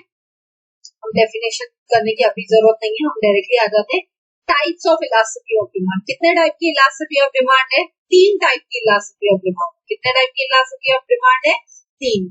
सबसे पहले प्राइस, दूसरी है इनकम, तीसरी है क्रॉस। तीनों को एक एक करके समझ, ठीक है। सबसे पहले इनकम इलास्टिसिटी समझो। इनकम इलास्टिसिटी का मतलब ही क्या होता है? जब इनकम में चेंज होने की वजह से आपकी डिमांड में चेंज देखने को मिलता है, उसे हम कहते हैं इनकम इलास्टिसिटी ऑफ डिमांड। और इसको डिनोट कैसे करते हैं? E of Y by F की इनकम, वाई यहाँ पे क्या है, वाई है आपकी इनकम। जब आपकी इनकम में चेंज होने की वजह से आपकी डिमांड में आपको चेंज देखने को मिलता है, उसे हम कहते हैं इनकम इलास्टिसिटी ऑफ डिमांड। ठीक है, सिंबॉलिकली अगर इसको एक्सप्रेस करना हो तो कैसे एक्सप्रेस करेंगे, E of Y is equals to percentage change in quantity demanded divide by percentage change in price, है ना, जो फॉर्मूला हमने यहाँ पे लिखी थी वही फॉर्मूला को अगर सिंबॉलिकली लिखना हो तो कैसे लिखेंगे, तो ऐसे E of Y is equals to percentage change in quantity demanded on percentage change in income, rising income। ठीक है, अब सबसे इम्पोर्टेंट यहाँ से PYQ आपसे बार बार पूछा जाता है। ठीक है, यहाँ से आपसे क्या पूछा जाता है, यहाँ से आपसे भड़ के PYQ पूछे जाते हैं। ये PYQ में क्वेश्चन आया हुआ है। ठीक है, पॉजिटिव इनकम इलास्टिसिटी कब होती है, नेगेटिव कब होती है, ये सब मैं आपको समझाती हूँ, बहुत ध्यान से सुनिएगा क्योंकि यहाँ से क्वेश्चन बनता ही बनता है। पॉजिटिव, नेगेटिव और जीरो, इन तीनों को आपको याद रखना है कि कौन से गुड्स में अप्लाई होती है। पॉजिटिव इनकम इलास्टिसिटी कहाँ पे अप्लाई होती है, नॉर्मल गुड्स, है ना। जैसे आपकी इनकम बढ़ती है तो आप नॉर्मल गुड्स की डिमांड बढ़ा देते हो। जैसे कि से फॉर एग्जाम्पल आपकी इनकम बढ़ गई तो अब अपने फूड ग्रेन्स की, खाने पीने की डिमांड बढ़ा दीजिए, है ना। पहले आप में भी से फॉर एग्जाम्पल आप 80 रुपीज केजी राइस खाते थे, अब आपने क्या कर दिया 100 रुपीज केजी वाला राइस लेना शुरू कर, है ना। तो अपने डिमांड बढ़ा दी। पहले आप 80 रुपीज केजी वाले लेते थे और आप 5 किलो राइस लेते थे, अब आपने क्या कर दिया 80 की जगह पे 100 रुपीज केजी वाला राइस लेना शुरू कर दिया और 5 की जगह पे 6 किलो खाना शुरू कर दिया। तो ये क्या हुआ, नॉर्मल गुड्स के केस में आपकी इनकम इलास्टिसिटी कैसे रहती है, पॉजिटिव रहती है। क्यों, कि जैसे जैसे इनकम बढ़ती है आप डिमांड बढ़ाते। ठीक है, फिर सेकेंड आता है, ये तो था आपको फर्स्ट वाला, सेकेंड आता है negative income elasticity. Negative income elasticity में क्या होता है, ये अप्लाई होता है इंफीरियर गुड्स के ऊपर। ये किसके ऊपर अप्लाई होता है, इंफीरियर गुड्स के ऊपर, जैसे हो गया सॉल्ट, ब्रेड, है ना, न्यूज़पेपर्स। इसमें क्या होता है, आपकी इनकम बढ़ गई लेकिन आप अपनी डिमांड कम कर देते हो। जैसे सपोज आपकी इनकम 10 से 12,000 हो गई तो आप पहले 1 किलो नमक लेते थे अपने घर के लिए, तो अभी क्या 2 किलो कर दोगे क्या, नहीं, यानी आप डिमांड बढ़ाओगे क्या उसकी, नहीं। आपकी इनकम बढ़ गई तो पहले आपके घर में 1 न्यूज़पेपर आता था, अब आप क्या 2 न्यूज़पेपर मंगाना शुरू कर दोगे या नहीं, आप उनका डिमांड कम कर दोगे या कॉन्स्टेंट ही रखोगे, है ना। तो यानी यहाँ पे आपकी डिमांड नहीं बढ़ेगी। जैसे टिफिन गुड्स था, इंफीरियर गुड्स या इसको गिफ्टिंग गुड्स भी बोल सकते हैं। ठीक है, जैसे मैंने वो ब्रेड और मीट का एग्जांपल दिया था, ब्रेड का प्राइस कम हो गया था तो वर्कर्स ने क्या किया, ब्रेड का प्राइस कम होने के बाद वर्कर्स ने ब्रेड की जगह पर मीट का डिमांड बढ़ा, है ना। लास्ट एंड फाइनल है आपका जीरो इनकम इलास्टिसिटी, यानी यहाँ पे इनकम के बढ़ने या घटने से आपकी डिमांड पे कोई फर्क नहीं आता। और एक इसके ऊपर अप्लाई होता है नेसेसरी गुड्स के ऊपर, जैसे कि एग्जांपल मेडिसिन। अब आपकी इनकम बढ़ गई तो डिमांड क्या रहेगी, डिमांड कांस्टेंट ही रहेगी, डिमांड क्या रहेगी, सेम ही रहेगी। अब आप पहले 1 गोली खाते थे तो आपकी इनकम बढ़ गई तो 1 की जगह पे आप 2 गोली खाना शुरू कर दोगे क्या, नहीं शुरू करोगे, है ना। तो यानी आपकी डिमांड कैसी है, कांस्टेंट है, सेम, इनकम बढ़े या घटे, नेसेसिटीज की आप डिमांड वैसी की वैसी ही करोगे। ठीक है, आई होप ये क्लियर है। ये PYQ में बहुत ज्यादा पूछा जाता है, positive income elasticity, negative, zero. ये मैंने आपको एग्जांपल के साथ समझाया, अगर आपको एग्जांपल याद रहेगा तो ट्रस्ट मी आप इस क्वेश्चन को खुद ही अटेम्प्ट कर सकते हो। इस क्वेश्चन में सबसे ज्यादा कंफ्यूजन रहती है आप स्टूडेंट्स को, लेकिन अगर आप एग्जाम्पल याद रखोगे तो ये क्वेश्चन इजीली आप सॉल्व कर पाओगे। ठीक है, करते आगे टाइप के ऊपर। इनकम इलास्टिसिटी हो गया, अब सीखेंगे क्रॉस इलास्टिसिटी क्या होता है। क्रॉस इलास्टिसिटी क्या होता है, यहाँ पे एक गुड के प्राइस में चेंज होने की वजह से दूसरे प्रोडक्ट की डिमांड बढ़ी। प्रोडक्ट, एक प्रोडक्ट का प्राइस चेंज हुआ, यहाँ पे आपका प्रोडक्ट 1, यहाँ पे आपका प्रोडक्ट, प्राइस किसमें चेंज हुआ है, इसमें डिमांड किसकी चेंज हो रही है, दूसरे प्रोडक्ट की। डिमांड किसकी चेंज हो रही है, डिमांड चेंज हो रही है दूसरे प्रोडक्ट, तो उसे हम कहते हैं क्रॉस इलास्टिसिटी ऑफ डिमांड। और ये किसके ऊपर अप्लाई होता है, ये अप्लाई होता है आपका कॉम्प्लीमेंट्री गुड्स और सब्स्टिट्यूट गुड्स के ऊपर। कॉम्प्लीमेंट्री यानी जैसे मैं बोलूं कि शू एंड सॉक्स, सब्स्टिट्यूट यानी जैसे मैं बोलूं पेन एंड पेंसिल, टी और कॉफी, है ना। तो इसकी फॉर्मूला क्या हो जाएगी, ई ऑफ सी, ये क्या है इलास्टिसिटी, सी क्या है cross, E of C is equals to percentage change in quantity demanded of product A divide by percentage change in price of product B. B product के प्राइस चेंज होने की वजह से जब ए प्रोडक्ट की demand में change आने लगता है उसे हम कहते हैं क्रॉस इलास्टिसिटी ऑफ डिमांड। ठीक है, इसको सिंबॉलिकली एक्सप्रेस करना हो तो ऐसे एक्सप्रेस करें, E of C is equal to percentage change in quantity of product A divided by percentage change in price of product B। ठीक है, जो हमने पीछे इधर ऐसे लिखा था वर्ड्स में उसी को सिर्फ सिंबॉलिकली एक्सप्रेस किया।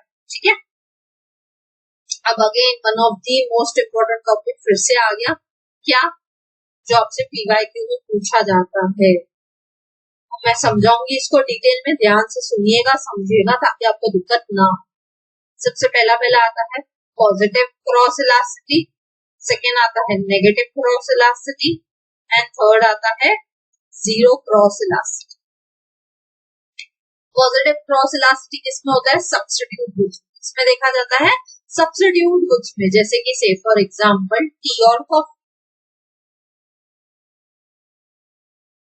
इसमें सपोज टी का प्राइस बढ़ गया, लोग डिमांड किसकी बनाएंगे, टी का प्राइस बढ़ गया तो लोग डिमांड टी की कम कर देंगे, डिमांड किसकी बनाएंगे उल्टा, कॉफी की बढ़ा देंगे। डिमांड किसकी बढ़ेगी, डिमांड जो है वो किसकी बढ़ा देंगे लोग, कॉफी की बढ़ा देंगे। डिमांड किसकी बढ़ा देंगे, डिमांड बढ़ा देंगे लोग कॉफी, है ना। यहाँ पे क्या हो जाएगी, कॉफी की डिमांड बढ़ जाएगी, क्यों, क्योंकि टी का प्राइस बढ़ गया तो लोग टी कंज्यूम कम कर देंगे और कॉफी की डिमांड बढ़ा देंगे। तो पॉजिटिव क्रॉस इलास्टिसिटी इनमें अप्लाई होता है सब्स्टिट्यूट गुड्स। ठीक है, इसका ऑपोजिट होता है नेगेटिव क्रॉस इलास्टिसिटी, और ये किसमें अप्लाई होता है, कॉम्प्लीमेंट्री गुड्स, जैसे से for example shoe and socks.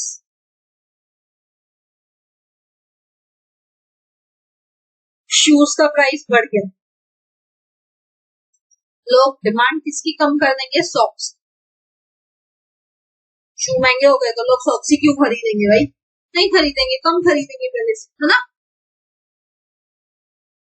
और ये जीरो तो ज्यादा करके नहीं पूछते हैं तो आप इसको इग्नोर कर सकते हो। मेन आपको ये पूछा जाता है, उस दिन आप याद रखोगे तो मे बी 1000 PYQ सीरीज में ही उस दिन ये टॉपिक पूछा था ना, positive cross elasticity negative cross elasticity, यहाँ से क्वेश्चन आया था ना, आपको याद होगी। आप अगर मेरे हर एक लेक्चर को फॉलो करते हो, 1000 PYQ सीरीज को फॉलो करते हो तो आपको याद होगा यहाँ से क्वेश्चन बना है ना। चलिए आगे बढ़ते हैं नेक्स्ट टॉपिक पे, जो कि है प्राइस इलास्टिसिटी ऑफ डिमांड। अब ये टॉपिक खुद भी बहुत बड़ा टॉपिक है, यहाँ पे डायग्राम्स के साथ मैं इस टॉपिक को एक्सप्लेन करूंगी, बिकॉज ये टॉपिक में बहुत बार आप सटक जाते हो, तो बहुत जरूरी है कि आप इस टॉपिक को अच्छे से डायग्राम्स के साथ। प्राइस इलास्टिसिटी ऑफ डिमांड मतलब नाम से ही क्लियर है, यहाँ पे डिमांड में चेंज आएगा just because of price only. ED यानी elasticity of demand is equals to percentage change in quantity demanded divide by percentage change in price. जब प्राइस में चेंज होने की वजह से आपको डिमांड में चेंज देखने मिलता है उसे हम कहते हैं प्राइस इलास्टिसिटी ऑफ डिमांड, है ना। इसको सिंबॉलिकली कैसे दिखाएंगे, ऐसे ED is equal to percentage change in quantity demanded divide by percentage change in price. ठीक है, अब सबसे इम्पोर्टेंट जहां से बहुत बार क्वेश्चन पूछा गया है, PYQ यहाँ से पूछे जाते हैं, 1000 PYQ सीरीज में आपने देखा होगा, यहाँ से क्वेश्चन पूछा गया है types of price elasticity of demand. Total कितने टाइप की प्राइस इलास्टिसिटी ऑफ डिमांड है, 5। पांचों को मैं डिटेल में एक्सप्लेन करूंगी विथ एग्जांपल्स, ठीक है, विथ उसके डायग्राम्स। ठीक है, सो होल्ड योर हॉर्सेस, अब अच्छे से सुनिएगा बिकॉज यहाँ से बहुत बार क्वेश्चन पूछा जाता है। मैं एक एक टाइप को एक्सप्लेन करूंगी अच्छे से और विथ एग्जांपल एक्सप्लेन करूंगी ताकि आप कभी भूले नहीं। ठीक है, सबसे पहला तो है perfectly elastic demand. Perfectly elastic demand को कैसे डिनोट करते हैं, ED is equals to infinite, E is equals to infinite. जब यहाँ पे स्लाइड या तो जीरो चेंज होगा प्राइस में, बट उसके वजह से इनफाइनाइट चेंज हो जाएगा डिमांड।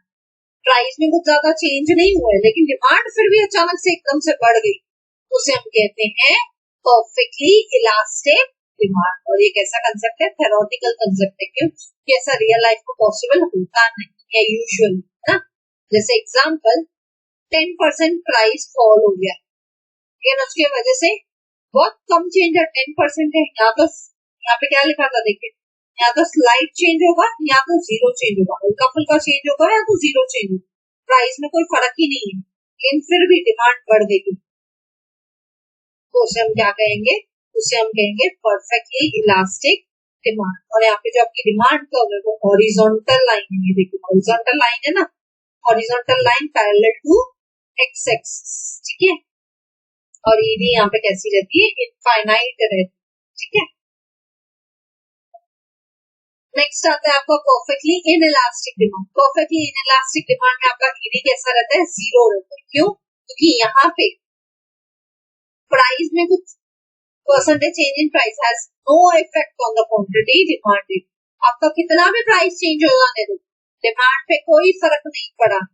जैसे कि ये सिचुएशन बहुत ही कम होती है, जैसे सॉल्ट के केस, मिल्क के केस, कितना भी प्राइस चेंज हो जाने दो, आपकी डिमांड पे फर्क पड़ता है क्या। अगर सॉल्ट का प्राइस पहले से, फॉर एग्जांपल टाटा सॉल्ट का प्राइस 24 था और उसको बढ़ा के 28 कर दिया, तो क्या हम सॉल्ट खाना कम कर देंगे, क्या नहीं कम कर सकते ना, यानी ED is equal to zero. Price में कितना भी चेंज आने दो, डिमांड में कोई खास फर्क नहीं आता, है ना। डिमांड वैसी की वैसी है, प्राइस बढ़े घटे कुछ भी हो जाए, डिमांड वैसी की वैसी है, उसे हम कहते हैं परफेक्टली इनइलास्टिक डिमांड, ठीक है। एग्जाम्पल 20% प्राइस कम हो गया, प्राइस क्या हो गया, यहाँ पे पी था P2 हो गया, लेकिन फिर भी डिमांड पे कोई फर्क आ गया, पहले भी डिमांड इतनी थी, है ना, अब भी डिमांड इतनी ही है, ED is equal to zero. Price घटे या प्राइस बढ़े, उससे डिमांड पे कोई खास फर्क नहीं आया, है ना।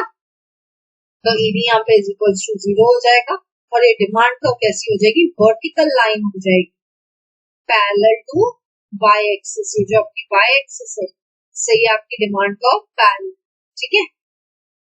ये आपको याद रखना है, किसमें वर्टिकल थी, किसमें हॉरिजॉन्टल थी, किसमें क्या थी, जो पूछा जाता है। और ED is equal to zero है, 1 है, ये भी पूछा जाता है। इसका पांचों टाइप में एक्सप्लेन कर दूं, फिर इसका ना मैं एक चार्ट आपको बना के दिया हुआ है, तो उससे आपका रिविजन हो जाएगा, ठीक है। नेक्स्ट होता है unitary elastic demand. Unitary elastic demand मतलब इक्वल चेंज, इक्वल चेंज। अगर प्राइस में 50% का चेंज हुआ तो डिमांड भी 50% चेंज होगी, प्राइस में 10% का चेंज हुआ तो डिमांड भी 10% चेंज होगी, ऐसे, ठीक है। यानी ईडी इज इक्वल टू 1। जैसे किसी चीज का प्राइस 50% घट गया तो उसकी डिमांड 50% बढ़ गई, प्राइस कितना घटा 50%, डिमांड कितनी, प्राइस कितना घटा 50%, डिमांड कितनी बढ़ी 50%, 50 और 50 यानी ईडी क्या हो जाएगा, यहाँ पे 1 हो जाएगा। और ये रही आपकी डिमांड कर्व, जो कैसी है, रेक्टेंगुलर हाइपरबोला। ये जो शेप है ना, ये वाला, ये जो देख रहे हो अभी यहाँ पे, इसको हम क्या बोलते हैं, इसको हम बोलते हैं रेक्टेंगुलर हाइपरबोला। और ये कब होता है, यूनिटरी इलास्टिक डिमांड में, जब आपकी ईडी 1 रहती है, ठीक है। नेक्स्ट टाइप पे बढ़ते हैं, जो भी है रिलेटिवली इलास्टिक डिमांड, जिसमें आपकी डिमांड क्या रहती है, ईडी इज ग्रेटर देन 1, यानी जितना चेंज यहाँ पे प्राइस में होता है उससे ज्यादा चेंज आपकी डिमांड में देखने को मिलता है, प्राइस से ज्यादा आपकी डिमांड बढ़ जाती है, उसे हम कहते हैं रिलेटिवली इलास्टिक डिमांड। जैसे कि से फॉर एग्जांपल प्राइस कितना फॉल हुआ है 50%, लेकिन डिमांड कितनी बढ़ी है 100%। प्राइस कितना फॉल हुआ 50, डिमांड कितनी बढ़ी 100, 100 डिवाइड बाय 50 आंसर आएगा 2। 2 तो 1 से ज्यादा है ना, यानी मैं बोल सकती हूँ ईडी इज ग्रेटर देन 1, ठीक है। और यहाँ पे जो आपकी डिमांड कर्व है वो कैसी है, फ्लैटर, देखो फ्लैट है, बहुत ज्यादा बढ़ी, ठीक है। नेक्स्ट है रिलेटिवली इनइलास्टिक डिमांड। अब यहाँ पर प्राइस में चेंज होने की वजह से डिमांड में कम चेंज होने देखने मिला, जैसे कि से फॉर एग्जांपल प्राइस बढ़ा है 50%, प्राइस कितना चेंज हुआ है 50%, और डिमांड कितनी बढ़ी है 25%, तो 25 डिवाइड बाय 50 0.5 आएगा, है ना। 0.5 लेस देन है ना 1 से, यानी मैं बोल सकती हूँ ईडी इज लेस देन 1 और यहाँ पे आपकी डिमांड का कैसी रहेगी, स्टीपर रहेगी, ये देखिए स्टीपर, ठीक है। अब ये रहा पूरा चार्ट जिसकी मैं आपको बात कर रही थी, ये चार्ट से आप पूरा रिवाइज कर सकते हो जो मैंने अभी सिखाया है आपको, नहीं तो इस पे अलग से लेक्चर है बिजनेस इकोनॉमिक्स की प्लेलिस्ट का लिंक डिस्क्रिप्शन में गिवन है, आप देख सकते हैं लेक्चर को, वहां पे मैंने डिटेल में पांचों टाइप को आराम से 20-25 मिनट लेके समझाया, ठीक है। Perfectly elastic demand, ED is equal to infinite horizontal line, ये आपको लर्न करना है, ये पूरा चार्ट आपको लर्न करना है पांचों टाइप को, यहाँ से क्वेश्चन बार बार पूछा जाता है तो बहुत जरूरी है आप इसको लर्न कर लीजिए, ठीक है। इसका स्क्रीनशॉट खींच के रख लीजिए अपने पास, यहाँ से क्वेश्चन बनता ही होता है, ठीक है। आई होप ये टॉपिक क्लियर है। अब मेथड से ज्यादा क्वेश्चन नहीं पूछा जाता है तो मैं इसको स्किप कर रही हूँ, ठीक है, बट आप चाहो तो आप देख सकते हो, लेक्चर में मैंने कराया है, ठीक है। मेथड्स में पूरा स्किप करके गई हूँ, 3 ही मेथड है, 3 मैंने स्किप कर दिया क्योंकि मैंने आज तक वहां से क्वेश्चन कभी देखा नहीं, ठीक है। नेक्स्ट है टॉपिक स्टॉक और सप्लाई। स्टॉक और सप्लाई का डिस्ट्रीब्यूशन देख लेते हैं डायरेक्टली। ये होता है आपका स्टॉक और ये होता है आपका सप्लाई। स्टॉक मतलब कोई चीज पड़ी है, जैसे पेड़ से जो मैंगोज है वो पड़े हुए तो ये स्टॉक है। सप्लाई मतलब जब ये मैंगोज को बेचने के लिए आ जाए, दैट इज योर सप्लाई। अब यहाँ पे पेड़ के इधर मैंगोज पड़े हैं तो ये हम खरीद थोड़ी सकते हैं, ये स्टॉक पे पड़ा है वैसे का वैसे। जब वही मैंगोज को उठा के बेचना शुरू कर देगा तो वो हो जाता है आपका सप्लाई, ठीक है। अब मैं इसको ज्यादा डिटेल में नहीं जा रही हूँ बिकॉज पेपर में ये तो नहीं पूछा जाएगा, लेकिन स्टॉक और सप्लाई का डिफरेंस आपको पता होना चाहिए बिकॉज अब हम क्या करने वाले, अब हम लॉ ऑफ सप्लाई करने वाले, ठीक है। लॉ ऑफ सप्लाई करने से पहले आपको डिटर्मिनेंट्स ऑफ सप्लाई समझना पड़ेगा। सारे डिटर्मिनेंट्स देख लीजिए। सप्लाई की अगर हम बात करें तो प्राइस, स्टेट ऑफ टेक्नोलॉजी क्या है, कॉस्ट ऑफ प्रोडक्शन क्या है सप्लाई करने के लिए, इंफ्रास्ट्रक्चर क्या अवेलेबल है, गवर्नमेंट पॉलिसीज कैसी है, नेचुरल क्लाइमेटिक कंडीशंस कैसी है, फ्यूचर एक्सपेक्टेशंस क्या है, अदर फैक्टर्स क्या है, ये सब मिला के आपकी सप्लाई बनाती है। अब कितना माल मार्केट में बेचोगे ये इन सब चीजों पे डिपेंड करता है, ठीक है। अब अगेन यहाँ पे लॉ ऑफ सप्लाई के डिटर्मिनेंट्स को एक एक को एक्सप्लेन किया है मैंने, ठीक है। इसको भी मैं स्किप कर रही हूँ बिकॉज यहाँ से ज्यादा क्वेश्चन बनता नहीं है कभी, ठीक है। अब देख लीजिएगा एक बार खुद से अगर आप चाहो तो। मैं डायरेक्टली आ रही हूँ टॉपिक पे, लॉ ऑफ सप्लाई, ठीक है। लॉ ऑफ सप्लाई पहले इंट्रोडक्शन देखेंगे, फिर लॉ क्या बोलता है, अजम्पशंस क्या है, शेड्यूल कर्व और एक्सेप्शंस, ठीक है। अच्छे से अब इनको कवर कर। लॉ ऑफ सप्लाई किसने दिया था, अगेन अल्फ्रेड मार्शल ने दिया था। डिमांड भी किसने दिया था, अल्फ्रेड मार्शल। कब दिया था, 1819। कब दिया था, 1890 में अपनी बुक प्रिंसिपल्स ऑफ इकोनॉमिक्स, ठीक है।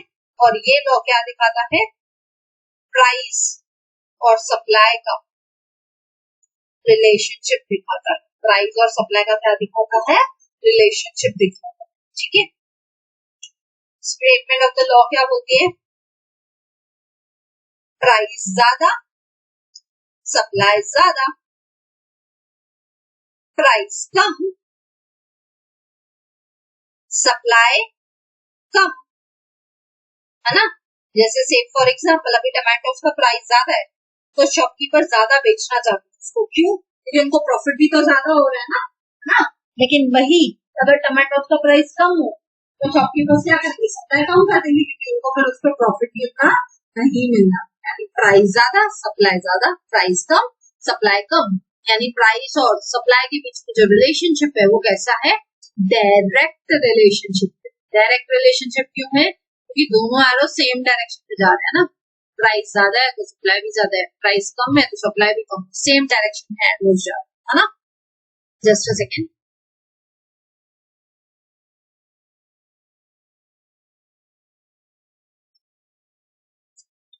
हाँ, तो सप्लाई और प्राइस की अगर मैं बात करूं तो प्राइस ज्यादा सप्लाई भी ज्यादा, प्राइस कम सप्लाई भी कम, ठीक है। और जो बाकी सारे फैक्टर्स रहते हैं वो कांस्टेंट रहते हैं, ठीक है। ये लॉ ऑफ सप्लाई का अजम्पशन।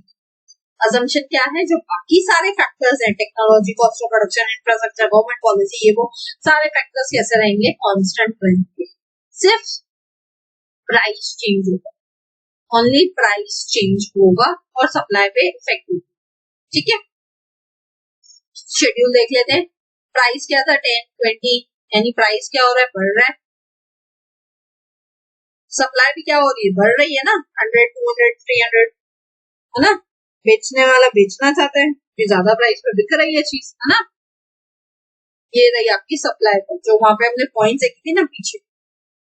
प्राइस और सप्लाई को अगर आप एक्स एक्सिस वाई एक्सिस पे प्लॉट कर दो तो ये बन जाएगी आपकी सप्लाई कर्व, जो कैसे है, अपवर्ड स्लोपिंग है। कैसे है, अपवर्ड स्लोप। क्यों, क्योंकि प्राइस ज्यादा, सप्लाई भी ज्यादा, प्राइस कम, सप्लाई भी कम, इसलिए प्राइस ज्यादा है तो देखो सप्लाई भी ज्यादा होगा। ठीक है, चलो, I hope supply curve clear है। ये हमेशा कैसे रहती है, अपवर्ड स्लोपिंग, ये आपको याद रखना है। ठीक है, अब exceptions to the law of supply. अब ऐसी कौन कौन सी सिचुएशन है जहाँ पे लॉ ऑफ सप्लाई लागू नहीं होता, अप्लाई नहीं होता। जैसे से for example supply of labour, labour के केस में लॉ ऑफ सप्लाई लागू नहीं होता है। क्यों, ये सोच के देखिए, एक लेबर था, उसको पहले क्या मिलता था, उसको पहले 100 रुपया मिलता था वेजेस, उसका वेज आपने 100 से बढ़ा के 200 कर दिया, तो और ज्यादा काम करेगा। पहले वो 5 घंटे काम करता था, उसने काम बढ़ा दिया, कितना कर दिया, 7 घंटे। अब आपने 200 से बढ़ा के 300 कर दिया उसको, अब वो क्या करेगा, अब वो उल्टा 7 की जगह पे 6 घंटे ही काम, यानी उसने अपनी उल्टा सप्लाई कम कर दी पहले से। प्राइस बढ़ा लेकिन सप्लाई क्या हो गई, कम हो गई, है ना। यहाँ पे क्या होता है, यहाँ पे प्राइस तो बढ़ रहा है लेकिन उल्टा सप्लाई उसने कम कर दी। क्यों, सीधी बात है ना, लेबर एक्टेड है तो इंसान ही ना एक पॉइंट के बाद तो थकेगा ही ना। अगर मैं 2-3 घंटे 4 घंटे के एक मैराथन लेती हूँ तो फिर मेरी इच्छा ही नहीं होगी शायद नेक्स्ट डे की मैं कुछ और रिकॉर्ड करूँ बाद में। क्यों, क्योंकि मुझे लगेगा यार मेरा गला है, मैं थकी हुई हूँ, मैंने इतनी मेहनत की एक मैराथन के पीछे, तो एक दिन तो रेस्ट बनता है, आधा दिन तो मैं रुक जाऊँ, मे बी मैं नेक्स्ट डे से काम करना शुरू करूंगा ना।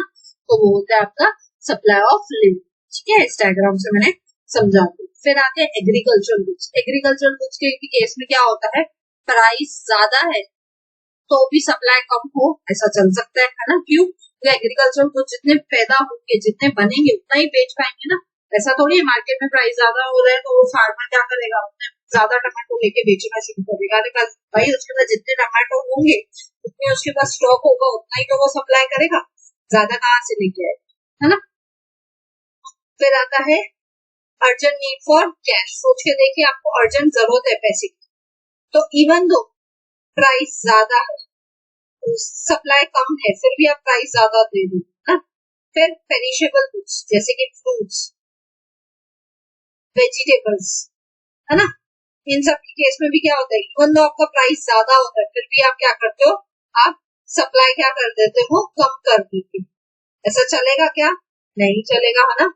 प्राइस ज्यादा हो कम हो, आप तो उनको खरीदते ही और सामने वाला बेचने वाला बेचता ही बेचता है। क्यों, ये उसको भी मालूम है अगर मैंने आज वेजिटेबल्स नहीं बेचे ज्यादा प्राइस में या कम प्राइस में तो कल तो बिकेंगे ही नहीं। क्यों, कल तक तो खराब हो जाएंगे। इवन दो आज प्राइस कम है तो भी क्या होगा, तो भी मेरे को वो गुड्स को बेचना ही होगा। फाइनली आते हैं आपके रेयर गुड्स। रेयर गुड्स यानी जैसे मिनरल्स हो गए, कुछ हो गए, तो उन केस में भी क्या होता है, आपका प्राइस कम हो या ज्यादा हो आपको सप्लाई करना ही पड़ता है।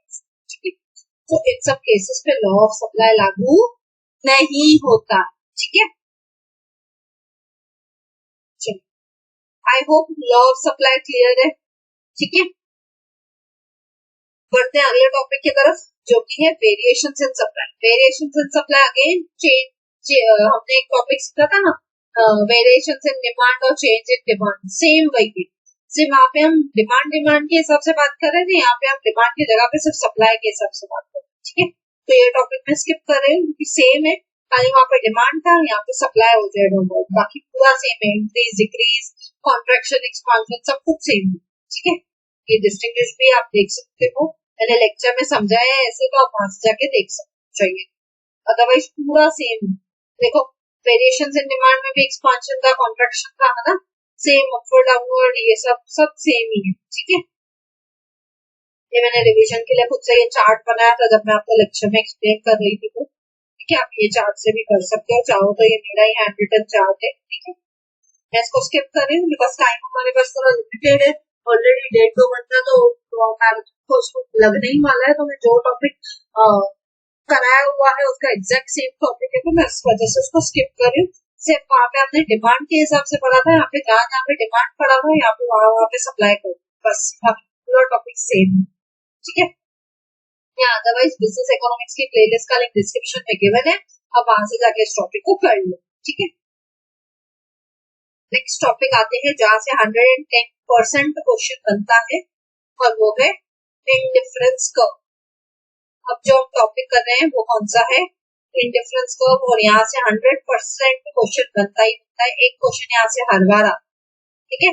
इंडिफरेंस कर्व किसने दिया था, ये दिया था आपके फ्रांसिस येट को एजवर्थ ने 20th सेंचुरी में, लेकिन इसको सबसे ज्यादा पॉपुलर किसने बनाया, JR हिक्स और RD एलन, ठीक है। ये नाम आपसे पूछे गए हैं दोनों PYQ में, अगर आपको याद हो तो, ठीक है। इंडिफरेंस कर्व क्या होगी, दिया किसने था सबसे पहले, ये दिया था फ्रांसिस एजवर्थ, लेकिन पॉपुलर किसने बनाया था, हिक्स और एलन, ठीक है। दोनों नाम याद रखना, जो पूछे उस हिसाब से आंसर, ठीक है। अब इंडिफरेंस कर्व होती क्या है, इंडिफरेंस कर्व क्या है, all combinations of two goods which yield same level of satisfaction to consumers. जब दो गुड्स मिलके हर कॉम्बिनेशन में अगर आप उनको रख लो तो भी वो सेम सैटिस्फैक्शन देते, जैसे कि से फॉर एग्जांपल ये आपका गुड एक्स है, ये गुड वाई है, ठीक है। आप उनको अलग अलग कॉम्बिनेशन में ले लो, 2-1, 4-1, 6-2, 10-3, 12-2, ऐसे अलग अलग कॉम्बिनेशन में आप कभी गुड एक्स का बढ़ा रहे हो, कभी गुड वाई का बढ़ा रहे हो, अलग अलग कॉम्बिनेशन में आपको बढ़ा रहे हो घटा रहे हो, लेकिन जो सेटिस्फेक्शन है वो तो सेम दे रहा है ना, सेटिस्फेक्शन लेवल तो सेम है ना, सेम ही लाइन पे सेटिस्फेक्शन दे रहे हैं ना, है ना। जैसे कई बार आप क्या होता है, चपाती ज्यादा खाते हो और भाजी कम खाते हो, और कई बार क्या होता है आप चपाती कम खाते हो और भाजी ज्यादा, है ना। जैसे आपके फेवरेट पसंद की भाजी नहीं बनी होती है तो उस दिन आप चपाती ज्यादा खाते हो, लेकिन कभी आपकी फेवरेट भाजी बनी होती है तो आप चपाती कम खाते हो, भाजी ज्यादा खाते हो, है ना। तो दोनों ही केस में आपको जो सेटिस्फेक्शन मिलता है वो तो सेम ही मिलता है ना, वो तो आपको सेम ही मिलता है, क्यों, क्योंकि आपका पेट तो दोनों ही केस में बढ़ गया, इधर आपने चपाती ज्यादा खा के पेट बढ़ा, इधर आपने भाजी ज्यादा खा के पेट बढ़ा, लेकिन आपका पेट तो बढ़ा ना, आपको सेटिस्फेक्शन तो मिला ना खाना का, तो सही हम कहते हैं इंडिफरेंस कर्व, जिसमें आप अलग अलग कॉम्बिनेशन में चीजों को कंज्यूम करते हो, लेकिन वो सेटिस्फेक्शन लेवल जो है वो सेम मिलता है, ठीक है। अब सबसे इम्पोर्टेंट जहां से क्वेश्चन बनता है वो है assumptions of the indifference curve. जो अजम्पशंस ना मैं डायग्राम के साथ आपको दिखाती हूँ वो आपको समझे। सबसे पहली अजम्पशन क्या है, सबसे पहली अजम्पशन है आपकी 2 कमोडिटीज।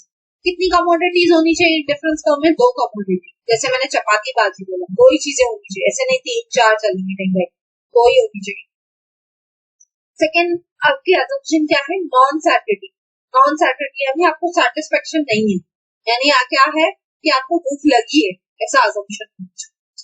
नेक्स्ट है ऑर्डिनल यूटिलिटी, आप ऑर्डर में इनको अरेंज करो। नेक्स्ट है diminishing marginal rate of substitution, धीरे धीरे आपकी डिमांड, आपकी जो कंजम्पशन है जैसे जैसे बढ़ती जाएगी वैसे वैसे आपका जो सेटिस्फेक्शन लेवल है वो क्या हो जाएगा, घटता जाएगा, ठीक है। एंड लास्ट सेट क्या है, रेशनल कंज्यूमर, आप एज अ कंज्यूमर रेशनल हो, यानी आपका नॉर्मल दिमाग चलता है, ठीक है।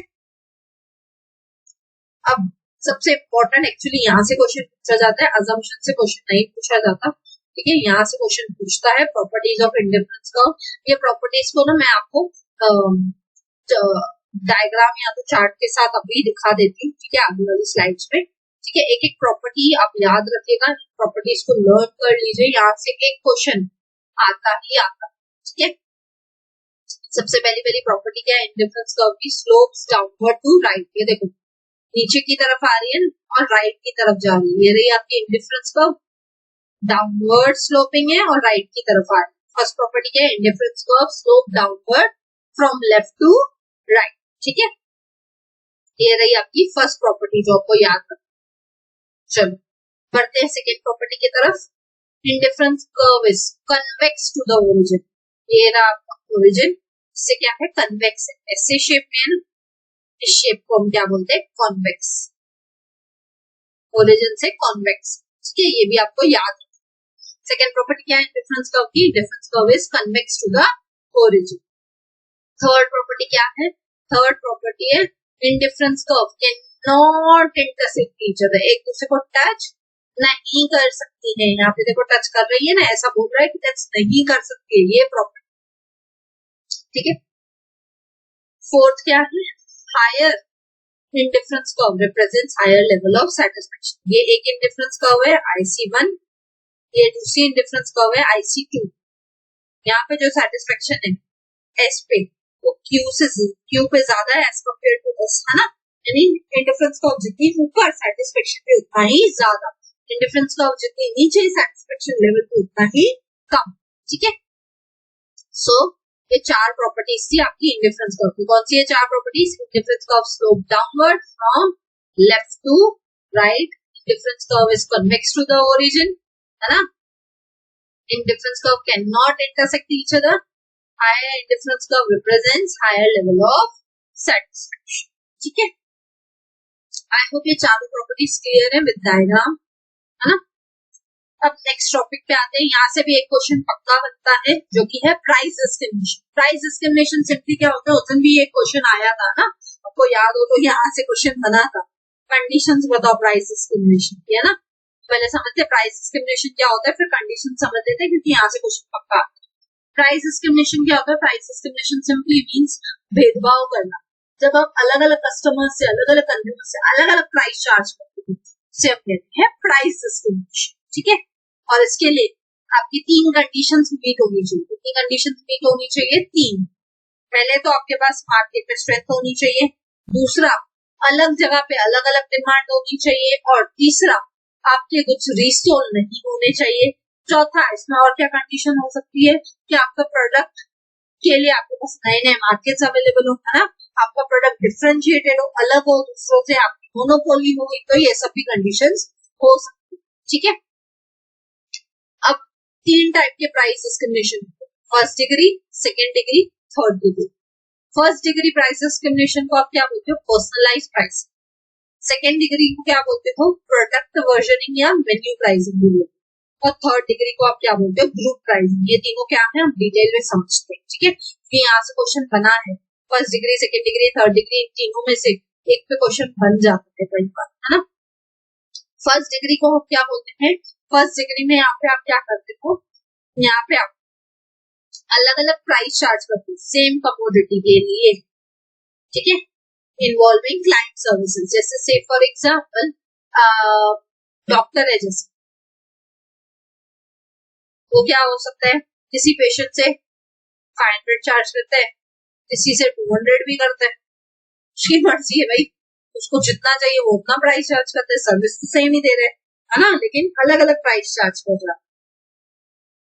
नेक्स्ट क्या होता है? Second degree price discrimination. यहाँ पे आप अलग प्राइस चार्ज करते हो, अलग क्वांटिटी के हिसाब से, यानी यहाँ पे आप डिस्काउंट के बेसिस पे प्राइस चार्ज करते हो, बल्क परचेजेस के बेसिस पे आप प्राइस चार्ज करते हो।